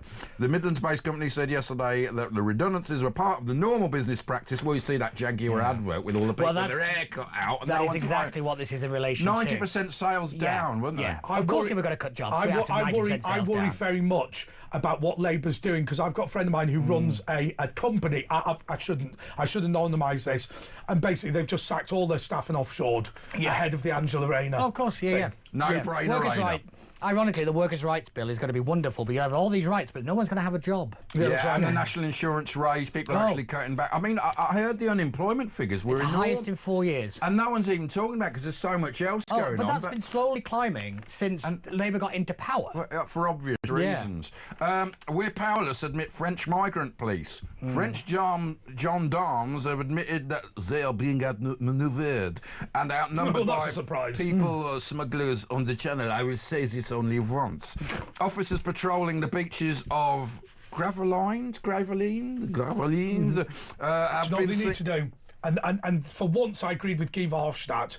They need to protect the EU border. Forget the channel. The channel's just a waste of time. Because, I mean, look, we often read stuff from what the Mayor of Calais says. The Mayor of Calais is very much on our side. But what he keeps saying is, they're not here because they want to be in Calais. Yes, I do not take anything against the Mayor saying they're not, they did in Calais, just to remind you, They built a wall and made Britain pay. I know, yeah. Yay! I know. It's incredible. The gendarme man said, "We are helpless." There is a French expression, "Donneur de la tête." I mean, Donna is a whole different thing in this country. Asher, we don't know where to turn that. Asher, on the front page of another paper, there's a story about Jamaica. No, I dare you. I dare you. I dare you. You're not allowed to, are you? Because just let me call the lawyer. There's different rules for others. Maybe I'll do it in Welsh. You can do Welsh, just not. No, even that's probably. Anyway, the I paper, impartial news, intelligent debate. UK gives the vote to teens aged 16 with reform and Corbyn likely to benefit. Well, that's true. He's going to really do himself in because there's also the Corbyn lot. Like we were just saying, I still think foreign national votes is on the cards. I still think adoption of a PR system over first past the post is on the cards. I still think some kind of EU referendum. Will they go for PR because, like Wales, it means Farage will never win? Yes, or it just depends which one they pick. Because PR is a very overarching term. There's lots of different ones you can have, but what it basically means is that, it's certain ones you can bully minor parties out of it, and you could keep the two-party system as alive. I'll tell you what. Basically on life support. You're going to hate me for saying this. You're going to hate me because this is a complete about-face on everything we ever previously discussed as a group of people. But the one argument in favour of PR is it breaks the constituency link. I'm sick of MPs being social workers. True. I've actually always said that the idea of giving political parties more power is the dumbest thing we can do. Yeah. They should have less and less power. They're the root cause of all the problems we face. Although, to be fair, Gareth Fox's chums were so bad, the Conservative Party had been eliminated. That's true. Sorry. Sorry.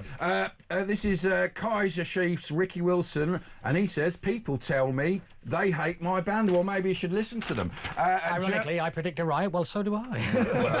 Everyone does now. It was like premonition. Tory minister reveals Whitehall infighting over Afghans. I mean, there still could be. Maybe this will be overturned. Yeah. Can we have a million Can it instead? get reversed? I've got more Afghans than you've got. That's exactly what it is. You know what they're going to do? They're going to run out of Afghans and have to go somewhere else.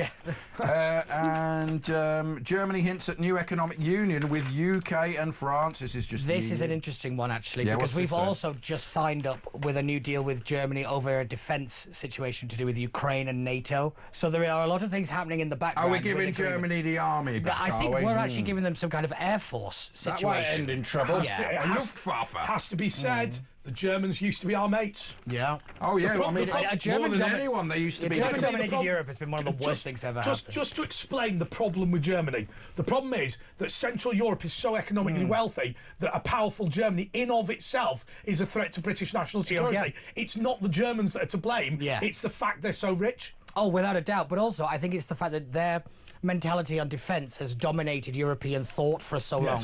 So basically, because they're terrified of their own history, that, Europe has not armed itself.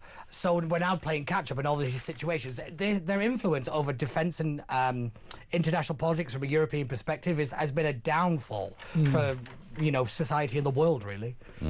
Not to ruin everyone's night, but television. Last bit in the I paper. I worked on MasterChef. Wallace was lewd, but Tarode said nothing. Oh, they just want rid of him. They just want rid of him. It's outrageous, isn't it, what they're doing with him? I'm not being funny, but Cuban was wandering around. No matter what happens there, that is the worst thing. But I get worried when they say, "Oh, it was sexual harassment." The problem is the word "sexual" in harassment and abuse makes it sound like it's the same thing. But one of them is very simply saying stuff. Yes. The other is very much not saying stuff. And also, I don't like vague terminology anymore. No. Do you know these bullying? Well, like that interview you did, they use wordplay, don't they, to switch it all around. Yeah. But it's deliberate. It is deliberate. It's like gender and sex. Oh no, they do mean the same thing. Yeah. Although I've got an argument, right? So English has got rid of the French having gender for everything. The sort of is a phone a man or a woman, right? Well, I say a smartphone is a man. I think maybe we should get rid of he, she, but it has to be it. Yeah, well, grammatically, I think it is it. It is it. Yeah. Yeah. So if that's Sam Smith, is it? Sam Smith is an it. Yeah. Not a they. Yeah. I thought it was a fisherman or woman. Fisher them. When he said that, I was like, oh, it's just ridiculous. But that's just to get on the telly, isn't it? Yeah, I lost all respect for him long before any of this stuff happened. When he said, "Oh, I find it so difficult during lockdown, crying outside his multi-million-pound flat." I never had any respect for him in the first place. Yeah. He said he's married himself. Oh, I did that when I was a teenager. Yeah, I was going to say. I did that. Well, it's the only person that'll have him, apparently. How do you consummate it? Oh, no, can I tell you? From the age of approximately 12 and a half to about 19, it was the only girlfriend I had. This is the Metro. Why, man, must be a Newcastle paper. Starmer's new Generation X. PM hails boost for democracy, but critics condemn age quirks and Labour poll live. Young people aged 16, 17 will be allowed to vote in the next general election as Keir Starmer promises to modernise our democracy. But Pete, do they sit there and go, oh, voting for 16-year-olds really helped the left in Scotland? Because it didn't. No, because I actually think they've done this because pandering to the Muslim vote hasn't worked. Right. That's why they've done this. It's the next group they've gone after. Polls suggest 33% would back Labour, 20% Reform and 10%... Well, these polls are always wrong. That's not bad enough for Reform. No, it's not. But also, it's the most interesting fact out of all of it is 49% of young people don't even want the vote in the first place. They're playing on the damn because the reality is, when your life has fallen to bits, as it has as a teenager, you're not into train sets, you're trying to chase You've got no future. Yeah. Right? So what happens is you tend to adopt your parents' political views. Yeah. The reality, that's the one stable thing in your life. You go to sixth formers and people just repeat. I mean, if you remember that kid in Derbyshire, 10-year-old, where they go, Tristan Hunt said, which way are you going to vote? UKIP. Like, I want to get all the foreigners out of the country. He hadn't come to that thought on his own. Exactly. But also parents could say, you vote for this. Yeah, that will happen in certain households already anyway. To show me I think in reality, family voting, I don't mind family voting when it's a discussion and then go to the ballot box. There's a way to do it. It's not Muslims, actually. It's any closed ethnic minorities tend to do family voting. Yeah. The Orthodox Jews are not afraid of doing it either. Yeah. Without a doubt. But again, it's the thing that annoys me the most. I mean, Diane Abbott is their MP, isn't it? In Stamford Hill and that. That's Diane Abbott. Yeah, so she doesn't really care about the... No, she doesn't. No. But then, like I said, the thing that annoys me the most is they're trying to rig the system and cheat, and they can't even do that correctly. So, you know... They're useless. UK, by the way, I love this from The Guardian. UK linked to bombs used in Gaza. We expelled 40 million in weapons. Yeah, I was going to say, yeah. 40 million in ignore that bit. Yeah, they bombed the store and hospital. Never mind the Hamas terrorists hiding underground. Those will be bolts for planes made in Lancashire. By the way, the IDF or the IAF, when they bombed the European hospital in Gaza, and it was tunnels and actually bombed underneath to ensure the hospital could stay operational, which was incredible. They do try. Actually, what we're going to have to do is we're going to have to say we do want you to follow on Twitter at Virtual Ash, at Andre JP Walker, at PC Barnes 123, Mike Graham. Stay tuned. Yeah.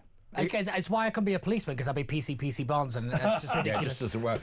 Stay tuned for Mike Graham. He's coming up at 6. He's chomping at his bits out there, waiting to come on the show. And anyway, 0344 499 1000 is the number to call. We'll look at the Farage clips as well in a bit, but we've got. So all we're doing is we're talking up to saying goodbye to you if you're watching on breakfast. Morning. Right. And say to those of you that have stayed with us, Pete, what is your prediction for the next general election? I always ask you. Oh, now I think Reform will be the largest party, but will fall short of a majority. Is there a Conservative Reform coalition? If there will be eventually, yes. We're just nowhere near. With Reform as the primary. Well, it depends. If they get the largest party, then they've got to have to be. But at the moment, I still think there's a lot of internal problems. For example, Zia Yusuf running around. I think he's going to be their biggest liability at the minute. Here's the weird thing about the Conservatives. I mean, if I was to be a Conservative strategist, I would say, look, you have an opportunity to be a really significant third party. I think the Conservatives... people forget about the Conservative Party. It is not crap. In some parts of the country. It is actually still competitive. Oh, 100%. Anyway, that was Pete Barnes. You can follow him at PC Barnes 123 at Virtual Ash. At Andre JP Walker. You do the breaks. And he's got a Substack, whatever that is. Sounds like a big sandwich. I wouldn't bother with that. It's not very good. Can I have a bite?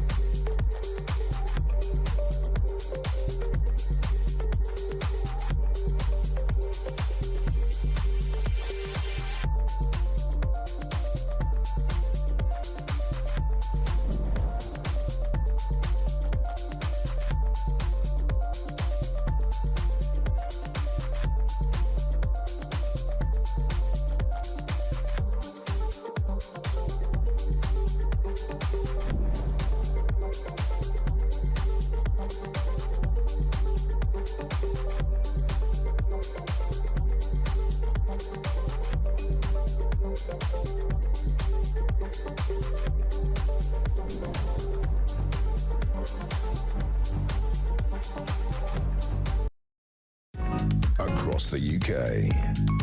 On DAB+, on your smart speaker, on your smart TV, and on your side. This is Talk.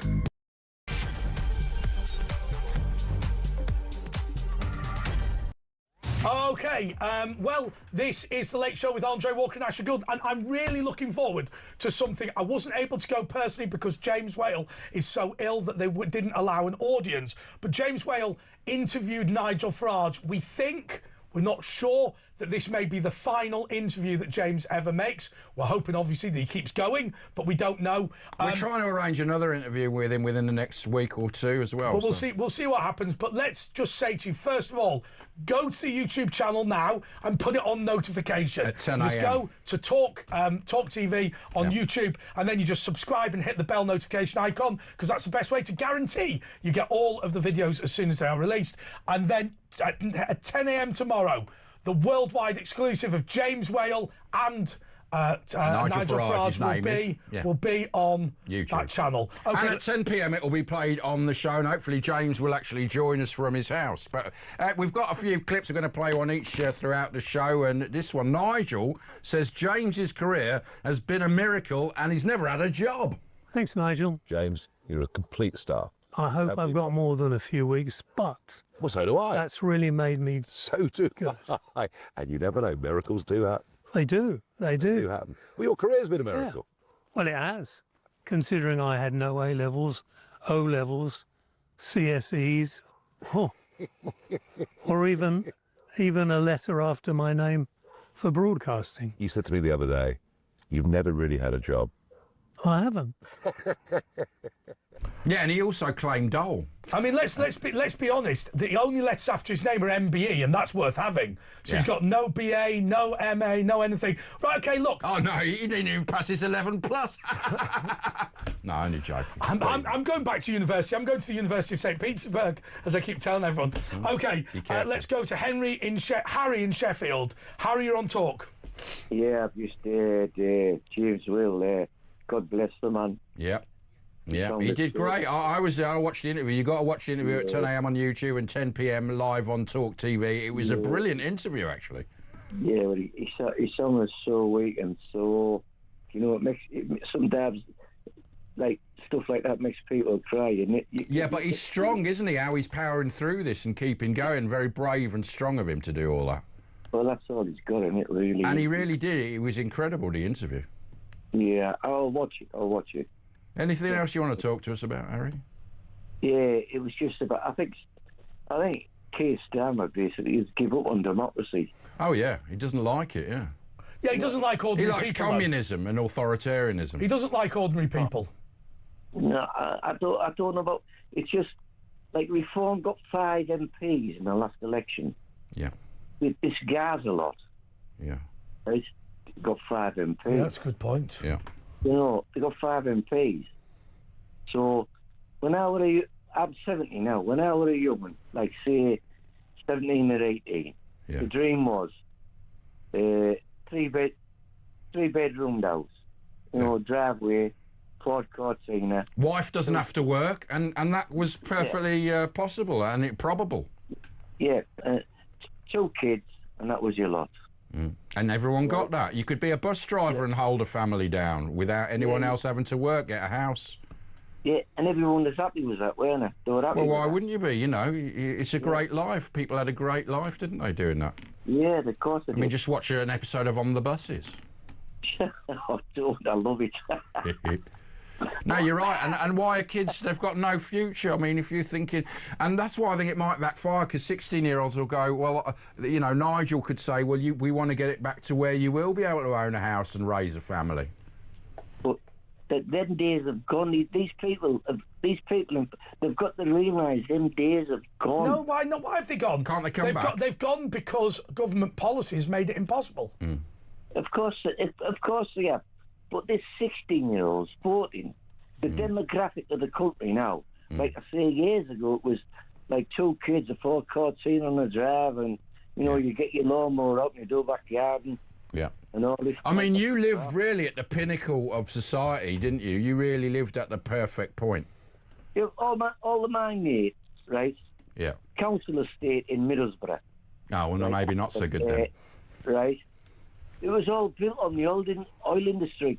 Yeah. Everybody on this estate worked on rigs and stuff. And they had money, didn't they? Good money. I mean, I know Birmingham and Warsaw, and people had money in the 60s and 70s. Britain has become noticeably poorer in my lifetime. Oh, no doubt. Noticeably. Yeah. Yeah, they have. It's just a real. But given these 16-year-olds, the demographic of the country has changed that much. Yeah, so the average pay is now what it was in 2008. So that means you're probably 30% poorer. Yeah, and not only that, in 2007, I know this stat, we had the same, we actually could have a little more bang for our buck than the States. It's now half.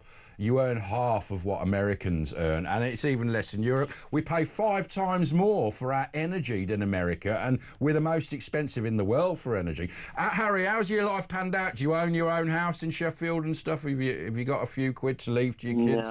No. The only own the houses in Sheffield, mate. I don't even say it because you'll ban me. But like I say, well, I mean, look. It is a fact. It is a fact that. For whatever reason, recent migrants to the United Kingdom are being prioritised for housing. Now, it's not because they're recent migrants. What they say is they're homeless families that need to be given shelter. But 70% of people who were given social housing in London last year weren't born in Britain. That number is rising. But a single man who's 25 turns up on one of those rubber boats will get a 4-star hotel house, whereas a 40-year-old veteran who's fought for this country, paid tax all his life, is in a doorway, and they're stepping over him to go in their 4- or 5-star hotel. I've seen him in the city centre. Well, what's it like in Sheffield then? How is it going in Sheffield city centre? Oh, for God's sake, man. Sorry, I asked. Lost. It's lost. Yeah. I was just about to say, I've seen a bloke sat in a McDonald's doorway. That's me. At 2 o'clock in the morning, and he had middles on.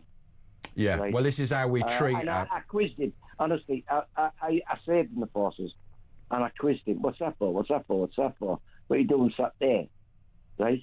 Because he's holding a little plastic cup out. But Harry, he's the enemy. He's somebody who loves Britain and is indigenous to Britain. He's the enemy. Of course you want to subjugate these people. Of course you want to crush them. Of course you want them to feel like they've got nothing. No. I asked him because I didn't think it was genuine. And then he rattled off so much stuff about where he'd saved and what he's done. You can tell when they're genuine, can't you? And it really made me humble. What did you serve in, Harry? Green Howards. The what? I'll tell you where I go with that. The what, sorry? The Green Howards, that was a long time ago, son. The Green Howards? Howards. The Green Howards. What's that? What regiment? What is that? It's a Yorkshire regiment. Oh, right, the Yorkshire regiment. Yeah. Oh, well, thanks for your service. What action did you see? Did you go to Northern Ireland, the Falklands? No, I can't. I'm not allowed to tell you, to be honest. You're not allowed... Oh, Special Forces? No.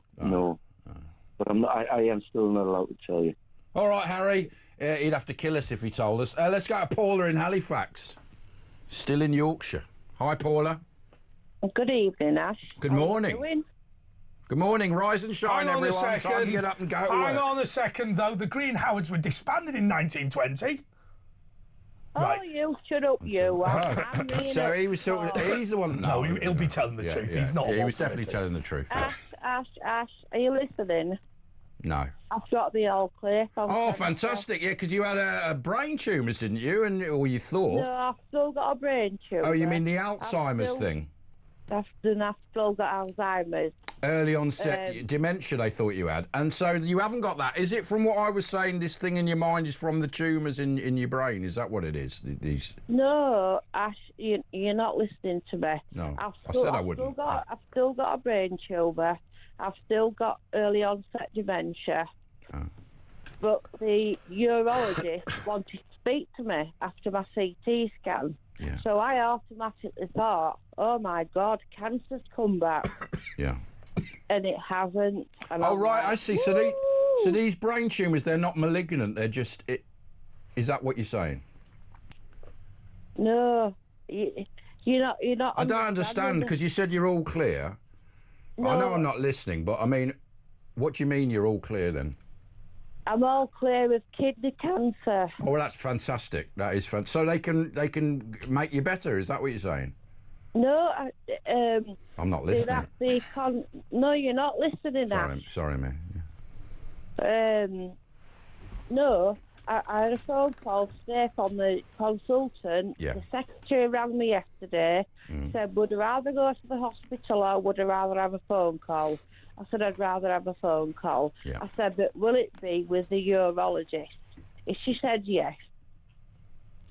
So he rang me today and he said, everything's okay, Paula, with your scans. And I'm like, are you having a laugh? I said, I've been so worried of my family for the last 5 weeks. Yeah. I said, and you're telling me that I'm all right. Fantastic. I said, please don't do that again. I said, not ever. So what did you do to celebrate? Did you go out and what did you do? Well, I've had a McDonald's and a chocolate milkshake. What can be better than that? What McDonald's did you have? The special new meaty burger? No, McMeaty? it's too big. Oh, it's too big. So what did you have? Just the cheeseburger? No, I had a Big Mac. A Big Mac with large fries and a chocolate milkshake. Yeah? Beautiful, So man. and I've just briefly seen a little bit of what James Whalen, that gentleman... Nigel Farage. Yeah. 10 a.m. YouTube tomorrow. Well, today. Not nice to see him like that, though. So not nice. Yeah, but it was great to see him. You know, you should see the interview. He was fantastic. I did an interview with him. He was a bit knackered then, but with Farage, he was amazing. Yeah, well, yeah. It was. Well, watch it at 10 a.m. or later at 10 p.m. On this. He's so brave, isn't he? And He is. He's brave and strong. You know what I mean? He just keeps going. You know what I mean? Fighting and going strong. Right, Heather in Gavan, because we really need some insight. Come on, Heather. You're on top. Well, Paula, congratulations, by the way, and you lived your life to the full. Yeah, well done. Are you there, Paula? You're the same person, aren't you? I'm here. Have a chat to Heather. Well, Paula,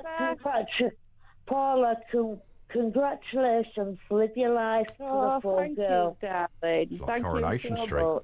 I've been listening to you and your story about your brain tumour because I lost my grandfather with a brain tumour. Oh, and I never knew my grandfather. Oh dear, I'm so sorry. Well, Paula, you ate Big Mac. That's my favourite. The Big Mac. Sorry, say that again. She said the Big Mac's her favourite. Oh, Big yeah. Mac's my favourite. Do you have the large fries and chocolate milkshake with it, though, as well? Yeah. You could be long-lost twins. You sound the same. You like the same McDonald's. You should get a DNA. I think you're related. You sound exactly... What do you think to Andre's new hairdo? I like his new hairdo. Oh, he took his finger and sucked it. He's just been electroplated. Yeah, you yawn. You don't yawn. like it. Yeah, but it's the colour that's the important bit, not the star. Do you like the colour? It's taken years off him, hasn't it? Look, he's got the Gaza cut now from 1990. You what, sorry? Ash, you're more distinguished. Well, yeah, that's distinguished, yeah. You mean I look older? You mean I look old? Andre. Can you play the Coronation Street music? Your natural hair. You suit your natural hair. This was the colour my hair was when I was 18. 45 years ago. Well, 45 years ago. And hey, it was my birthday last Thursday. Which one's this speaking? Because you sound the same, but happy birthday, whoever it was. It wasn't me, Ash. Heather, you're not twins, are you? That got separated at birth. Well, you wouldn't know. Hey, you're talking to a couple of Yorkshire lads. Where are you from, Heather? Are you from Halifax as well? No, from Leeds. Oh, Leeds. Well, that's just down the road, isn't it? It's the same thing, really. It's all northern. Yeah, I think it's just run out of steam, this hasn't it? I'm enjoying it. How come we not talking? But I've just zoned out. We're enjoying you having a chat. It was like Coronation Street, wasn't it? If I'm being honest with you, I'm bored shitless. Don't be honest I was with them. going to say, it's not like you to Yeah, I don't know what happened for the past 10 minutes. He's just got into another realm. Anyway, Heather, what did you want to say? You don't forget, really bored, I do Duolingo on my phone. You're learning Russian. Language. What do you want to say, Heather? My mum and dad brought me up to say, if you haven't got anything nice That's Paula. to say, don't say anything. I didn't say, that's why I didn't say anything. You've upset her now. But Heather, what did you want to talk about? We'll keep Paula on to join in. Heather, what do you want to say? What were you phoning about? Well, Paula speaks with a lot of common sense here, because Yorkshire folk have the voice of common sense. But what did you want to chat about? You've waited 2 hours. What do you want to talk about? Well, I was going to speak about this Afghan situation, about this government and previous governments. Yep. It's a complete shambolic. I mean, I spoke to Mike Graham this morning about this. Yeah. And it's a complete shambolic. Of course it is. I mean, Andre says it's a sham in itself. Yeah, absolutely. I'll tell you what, why don't we go to a break and then we can talk about... Back in a minute and a half.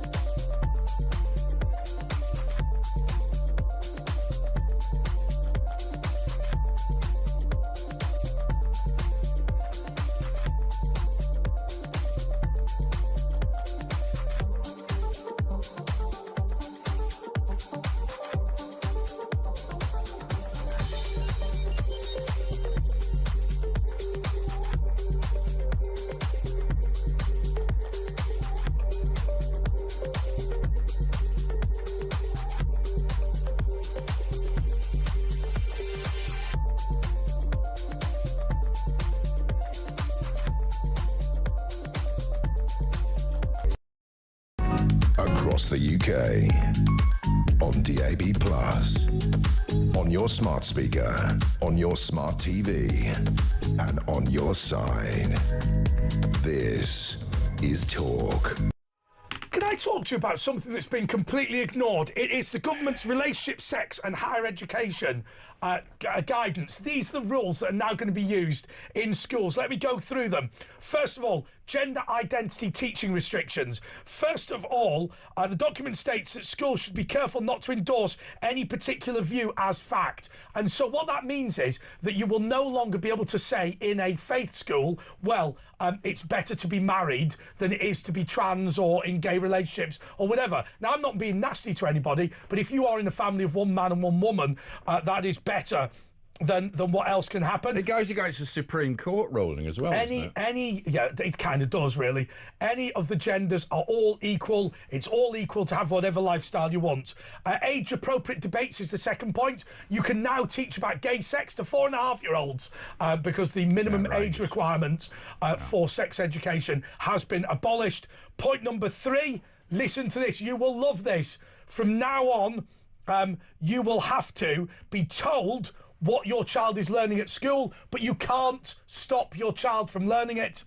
The next point is that nowadays in faith schools, LGBTQ lifestyles are going to have to be taught, and they're going to have to say, whilst we in the Jewish faith believe in having marriage, actually that's equally as good to do whatever else you want. And also, finally, teachers are now going to be overruled. So here's what's going to happen. In reality, you're now going to end up in a situation where parents are not going to be allowed to stop their children being taught that everything is equal, that it's just as good to be a trans person as it is to be a normal person, which I think is ludicrous, simply because of the problems that you will have with that very invasive surgery. And also, the final thing that you used to have was take your child out of school and homeschool them. That there is at stage 3 or third reading in the House of Lords, they're removing your right to automatically homeschool your child. In the local authority, you will now have to seek permission from the local authority, and if the local authority does not believe you're appropriate because they're investigating you for child protection issues, including teaching them Christianity, you will now not be able to homeschool at all. So, taken together, it means that if a teacher wanted to, they'd be able to teach about trans issues to 4.5-year-olds. I find it disgusting. And actually, we've got a great caller coming up now, because Ken, in London, I assume this is the first you've heard of this, because it was only published yesterday, but your response to that? Wow, that's first time I've heard it, Andre. That's totally amazing. It's amazing what I want to talk about tonight. It's connected to what you've just said. Okay, great. We have discussed many times that we believe, and you've stated this yourself, and so has Ash, I believe, to some extent, that this nation, we have departed from our Christian foundations, and the nation is in trouble. Morally, spiritually. That is our view, yes, and it's the view of both of us. Definitely. This is a Church of England country. Yes. Now, I want to make 7 suggestions here to Reform Party. Mr. Nigel Farage, if he's listening. Okay, great, go for it. So you're going to go through in order, give us the numbers, obviously. Go for it. Number 7. He'll be listening. Number 1, the 10 Commandments displayed in every school classroom. Hang on, and prison. Read together in the class every Monday, Exodus chapter 20. We must be reminded of the 10 Commandments. Okay, so first of all, genuinely, I'm going to say, yes, I completely agree with that, but what I would also do is do it in prisons. Point number 2. Point number 2, restoration of weekly school assembly with prayer to the God of the Bible and singing of a Christian hymn. In 3. Okay, so I'm going to say tick. I completely agree with that as well. Number 3. Number 3, no teaching of sexuality to children until the age of 10. In 4. Okay, well, I have to say, I genuinely think that relationships are for the family, but yeah, I'm with you. I think you're being overly moderate there. But so no relationship lessons. Go for it next. In 4. Number 4, teaching of LGBT queer ideology banned from. But doesn't that go with the last one? It's sort of. So it banned completely, or would you say this exists, but it's better that you get married and have children?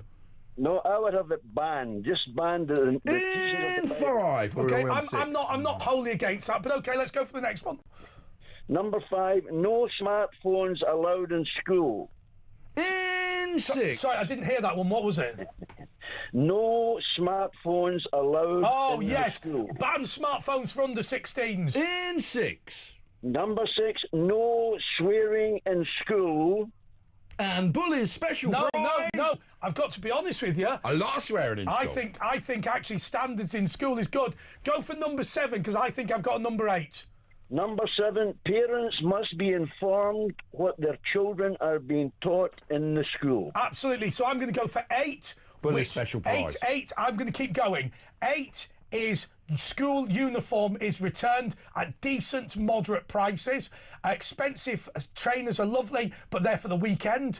The next thing that I would say is that I think now we need to bring back discipline to the classroom in some way, shape or form. And also I would repeal that law when it comes in. It's not come in yet. Just a bit of gob went on the screen. Which means that you can't homeschool your child. The right to homeschool should be there. Also, this legislation attacks faith schools, particularly those small ultra-Orthodox Jewish schools, which I think have a right to exist. Very good. I would agree with you there, Andre. Now, if the Reform Party get voted in, and if the Reform Party decided to try and bring this country back to our Christian heritage, we would God would restore His blessing. But here's the thing. Here's the thing. Look, you are very, very religious. You are somebody who goes out with a sandwich board preaching the love of God rather than the gospel. You don't stand there literally with gospel passages. But I think that's a pretty moderate position. I mean, I'm looking at the producers very sensible here. things. I'm looking at the producers here. We've got an ordinary dad in there who's got, well, he's not ordinary. He's got 5 daughters, but he seeks to be ordinary, and he was applauding you. I think that's a moderate position. Yeah. Now listen.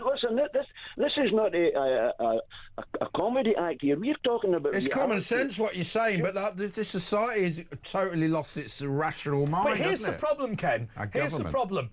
Yes, we want to be. We don't want to cast the first stone. We don't want to be nasty to people. But this remains a Christian country. The fact is, my mum and dad stayed together, and I am amongst a group of people who are more likely to do better in school, more likely to do better in life, because they came from a stable family background. Now, I don't want to ridicule people who are single parents. If you've got divorced, I feel very sorry for you. But it is simply a fact that certain things are more likely to make you successful in life. And the things that you've listed, Ken, are amongst them. Well, the one important item here would be the repeating of the 10 Commandments once a week together in class. Stand up and read it. Read it, the whole class can stand right. 10 Commandments, Monday morning, we're remembering the 10 Commandments for this week at school class. My son and daughter are both teachers in Canada. And the pupils will stand up together and read the 10 Commandments out once a week. Brilliant. And it would remind them of the laws of God in the Bible. Great, Ken. Okay, so look, we're going to cut you off there simply because we've got to go to this James Whale clip. But I will tell you, 03444991000, how many of you disagree with that? I think that actually that was an incredibly moderate and sensible series of changes. I'd do things like have the flag in every classroom and stuff like that. But okay, let's play from James Whale. This clip, by the way, he was going to stand for mayor for reform, but then this is the clip, and he talks about how he dropped out in the end because it all got a bit serious. I did the MEP thing, of course, for many, many years, although I'm not sure I took it that seriously. You know, we did talk all those years ago about you running for London Mayor. We ended up with Sadiq. It might have been better if we'd had you, James. That's not my fault, by the way. We were going, my wife at the time were going to LBC, or to LBC, to ITV, and she turned to me and she said, you know they're taking you seriously. And I said, well, that's good, isn't it? She said, no, you need to decide before you go on air now whether you want to be an MP or you want to be a broadcaster. And I couldn't see why I should, because I'm quite a good broadcaster, and I thought I could be quite a good member of Parliament. And I thought, that's what I want to do. Yeah. And if I do something wrong, if I actually overtread the mark, then sack me or fine me or do something like that.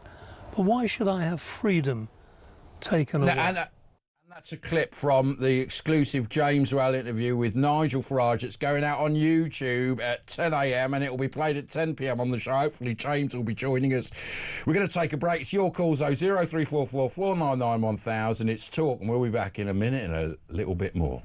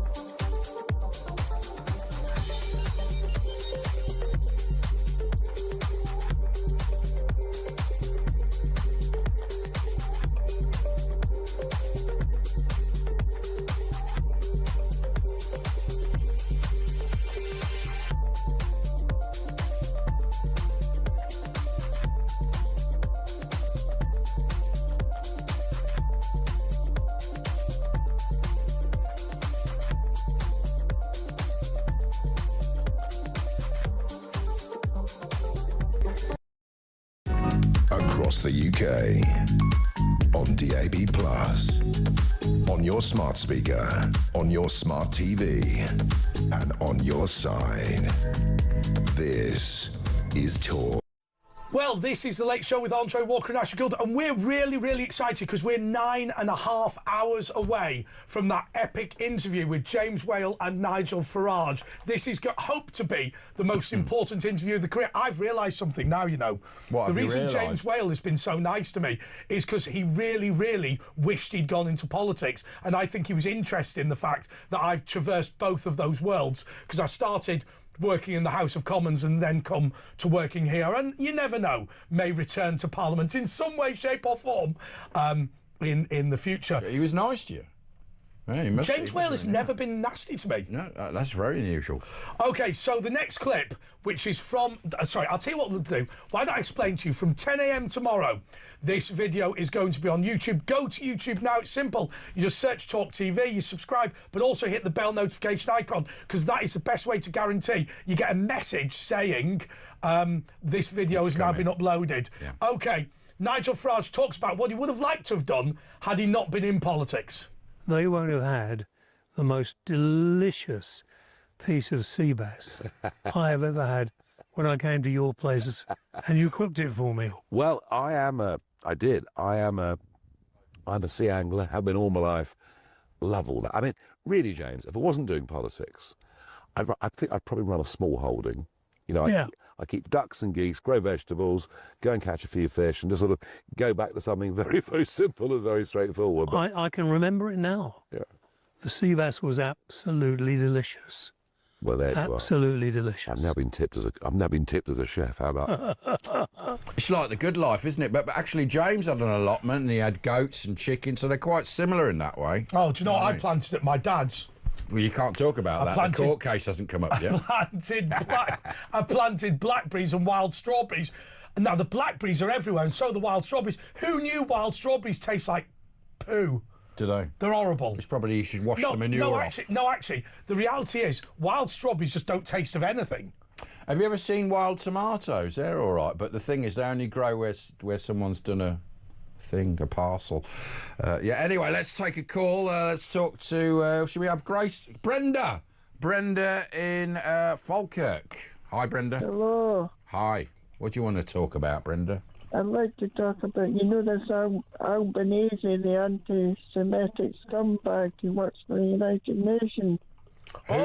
Which one's that? Which anti-Semitic scumbag in the United Nations? You've got to narrow it down. Albanese, this numbskull that works for the United Nations. That's everyone pretty much who works for the United Nations. The big problem is... she just got sanctioned by America last week. Oh, OK, well, let's check that out. Yeah. Keep talking.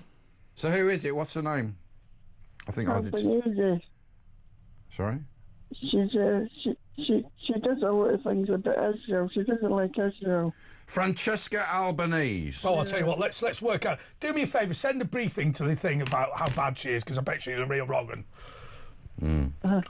Brenda, does it worry you that we pay our taxes to these organisations like the UN and World Health Organisation, and they do us over? It does, because I hate the United Nations, and I wish it would be padlocked. They should be a proscribed terrorist organisation. I mean, they were on the attacks, some of them, on October the 7th. UNRWA, we pay for these school books that radicalise the kids there, telling them Christians and Jews are, monkeys and pigs. And this is what we're paying for. And then David Lammy, America has taken away the payments. We're trying to keep them going. Apparently she's up for the United Nations Nobel Peace Prize. Yeah. Well, the thing is about the Nobel Peace Prize, you've got to remember, anyone who's a member of a national parliament can nominate you for a Nobel Peace Prize. Should we get James Whale nominated for a Nobel Peace Prize? Yeah, why not?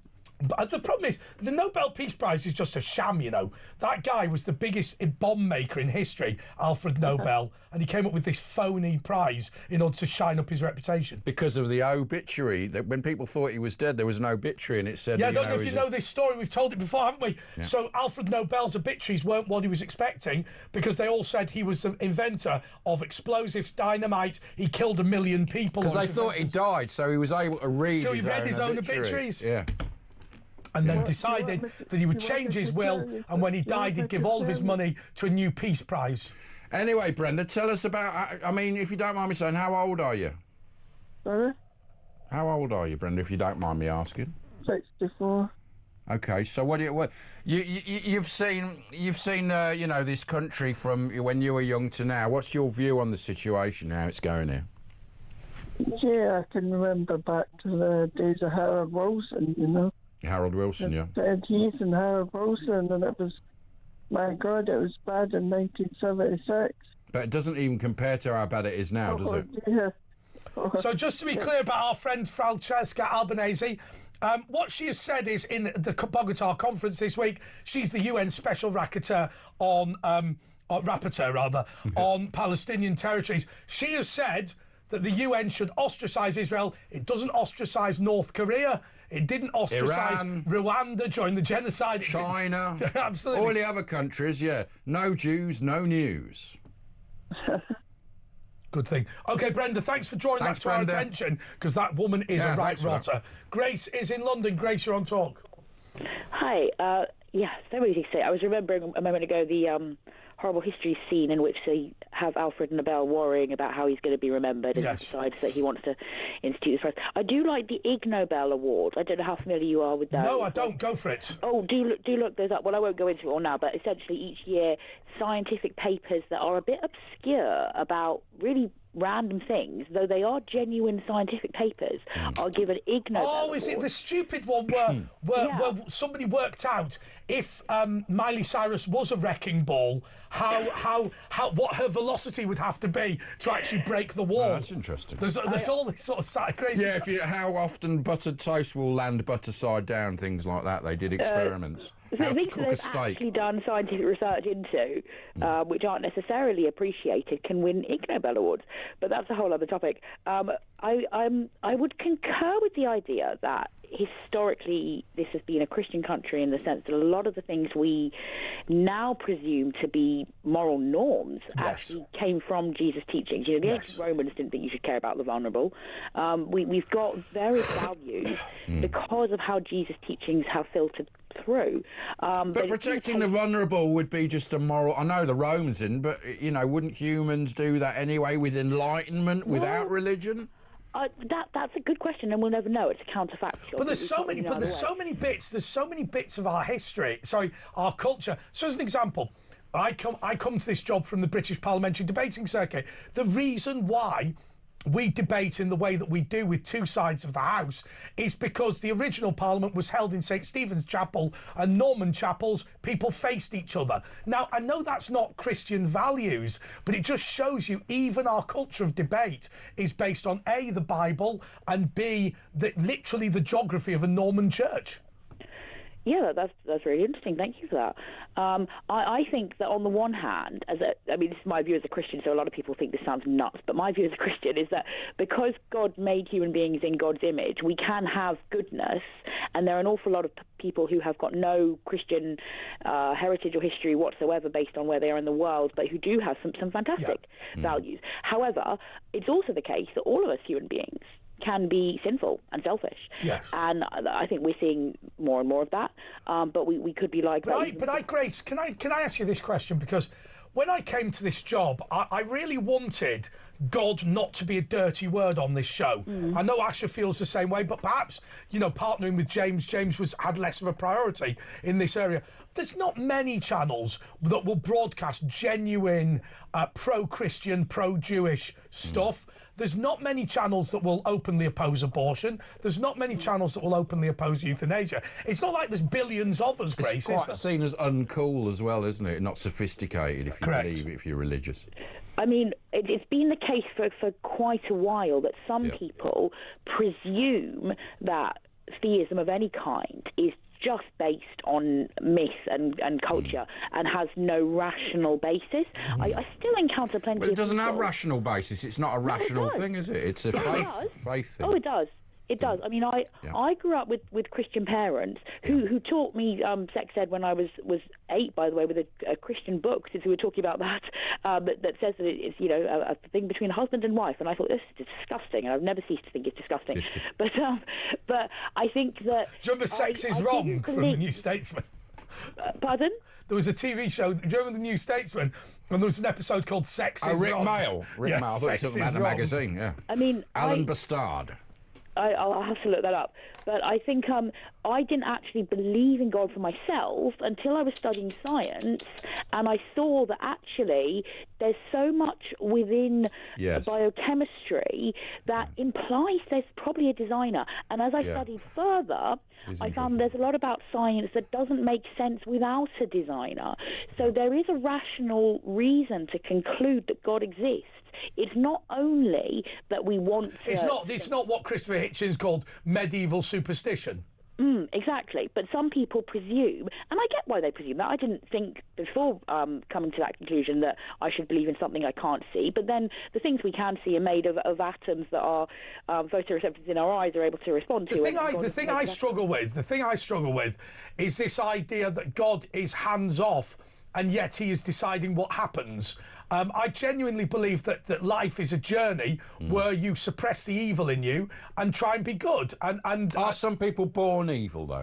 No, I think there might be that. Do you know, I genuinely believe that if we eradicate child abuse, we'll eradicate most of society's problems. I genuinely do. That's a very good point, because a lot of problems are related to things that people experience. I mean, I'm not saying child abuse that's all sexual. I mean, whether it be neglect, whether it be molds your poverty. brain. Actually, physically, will change your brain if you abuse.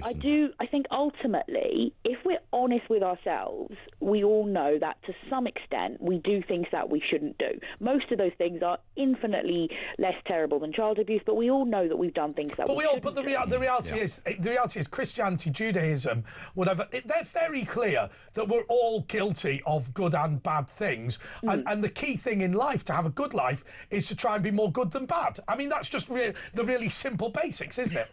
I think to a significant extent that's true, but it's also the case that we can't really completely eradicate that badness in ourselves. But everybody feels a pang of jealousy every night. I mean, even I wasn't brought up with sibling rivalry at all.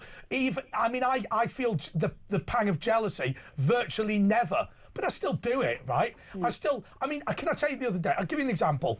I got a component for my camera, right? And I thought it wasn't working because I had a Huawei phone and Donald Trump had done.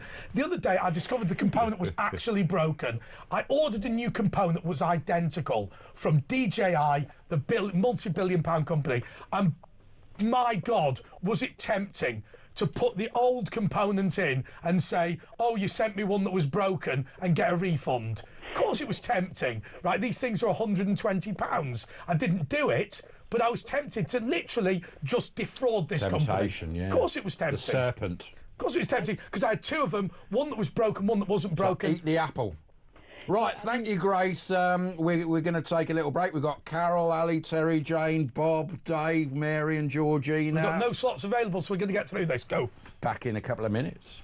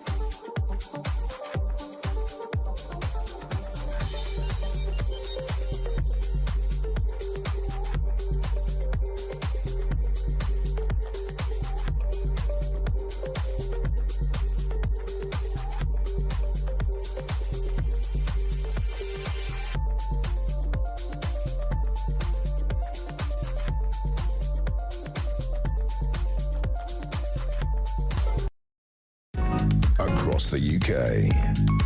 On DAB+, on your smart speaker, on your smart TV, and on your side. This is Talk.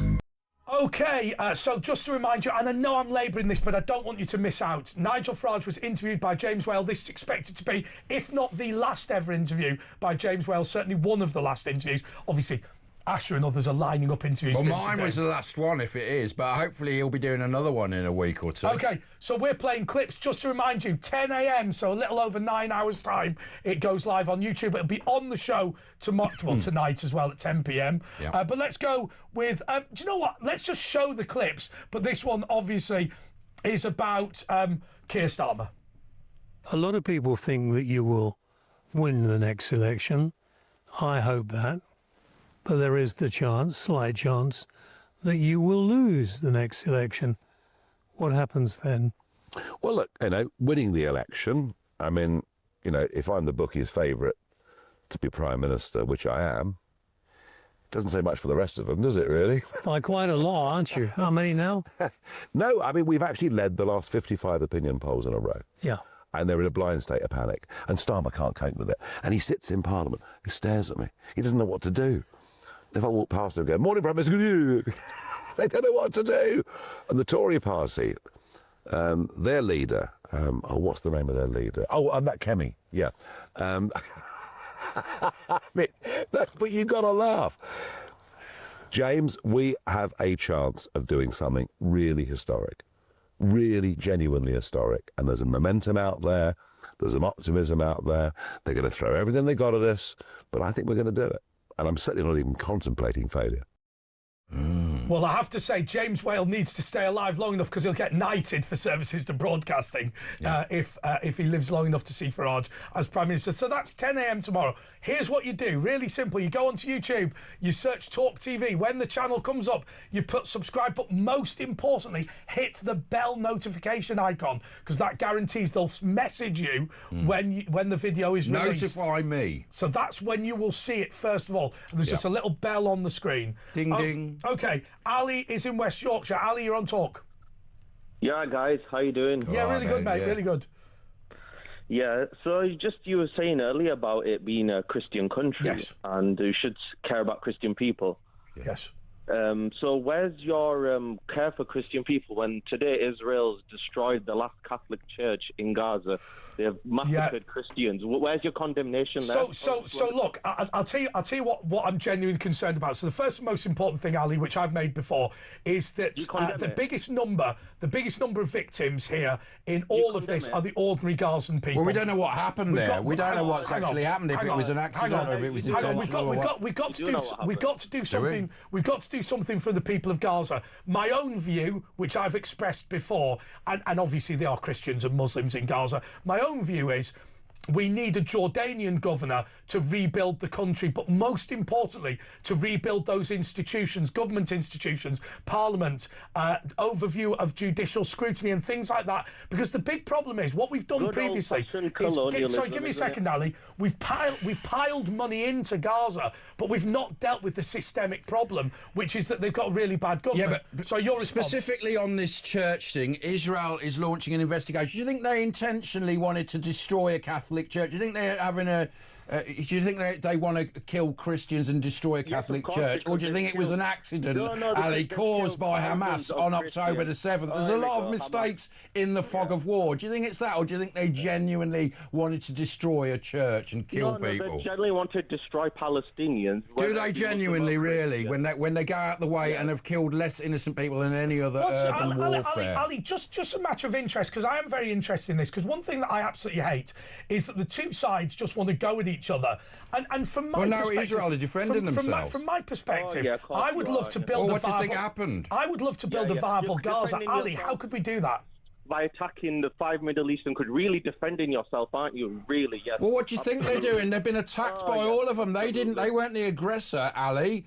And that's not Who was the forgetting aggressor? ourselves. The next country on your list, on your Zionist hit list, is Pakistan. Let's not be No, about it's that. not. Yeah, You're yes, ridiculous. it is. Yes, You're it is. ridiculous. Yes, Preposterous. it Well, is. hang on a second, Yes, Ali. it is. Ali, Why just, they want to attack just Pakistan? sticking with Gaza. What should we do to help Gaza now? They're a nuclear power, Pakistan. Of course they wouldn't do that. What should we do for Gaza now? Hello? Hello? What should we do for Gaza now? Hello? He's got no answer. He is there. Ali, hello? He's got no answer, though, has he? Anyway, Ali, thanks for that. He, Well, hang on a obviously, second, he no. couldn't answer that question. Let's go to Terry and Darwin. No, that's what drives me bananas. Everybody wants to talk about UN courts and all this sort of thing. Nobody's talking about how to rebuild Gaza. Oh, it's just And by the way, they're attacking Syria at the moment to protect the Druze that are being slaughtered by the Islamists in Syria. Just to be clear, that wasn't a technical fault. No, he was there. Silent. He didn't have an answer. Terry and Darwin. Hello. Hi, Terry. What do you want to say? Bizarre. Oh my God, where do I start? From the beginning. Somewhere. Oh my God, it's this country's so bad at the moment. It's unbelievable, isn't it? Yeah, it is. Where do we, how do we sort it out? You know, what do we do? Is it possible to sort it out? It's in a right pickle. You can't sort it out, can you? I know. I've got a very dear friend of mine who says, Andre, you're in a worse position than me because I can go to Israel. You have to stay and deal with this lot. Yeah, but I mean, look at this bloody Gaza lot. That could be finished tomorrow if Hamas just said. Exactly. But here's what upsets me. Here's what upsets me, Terry.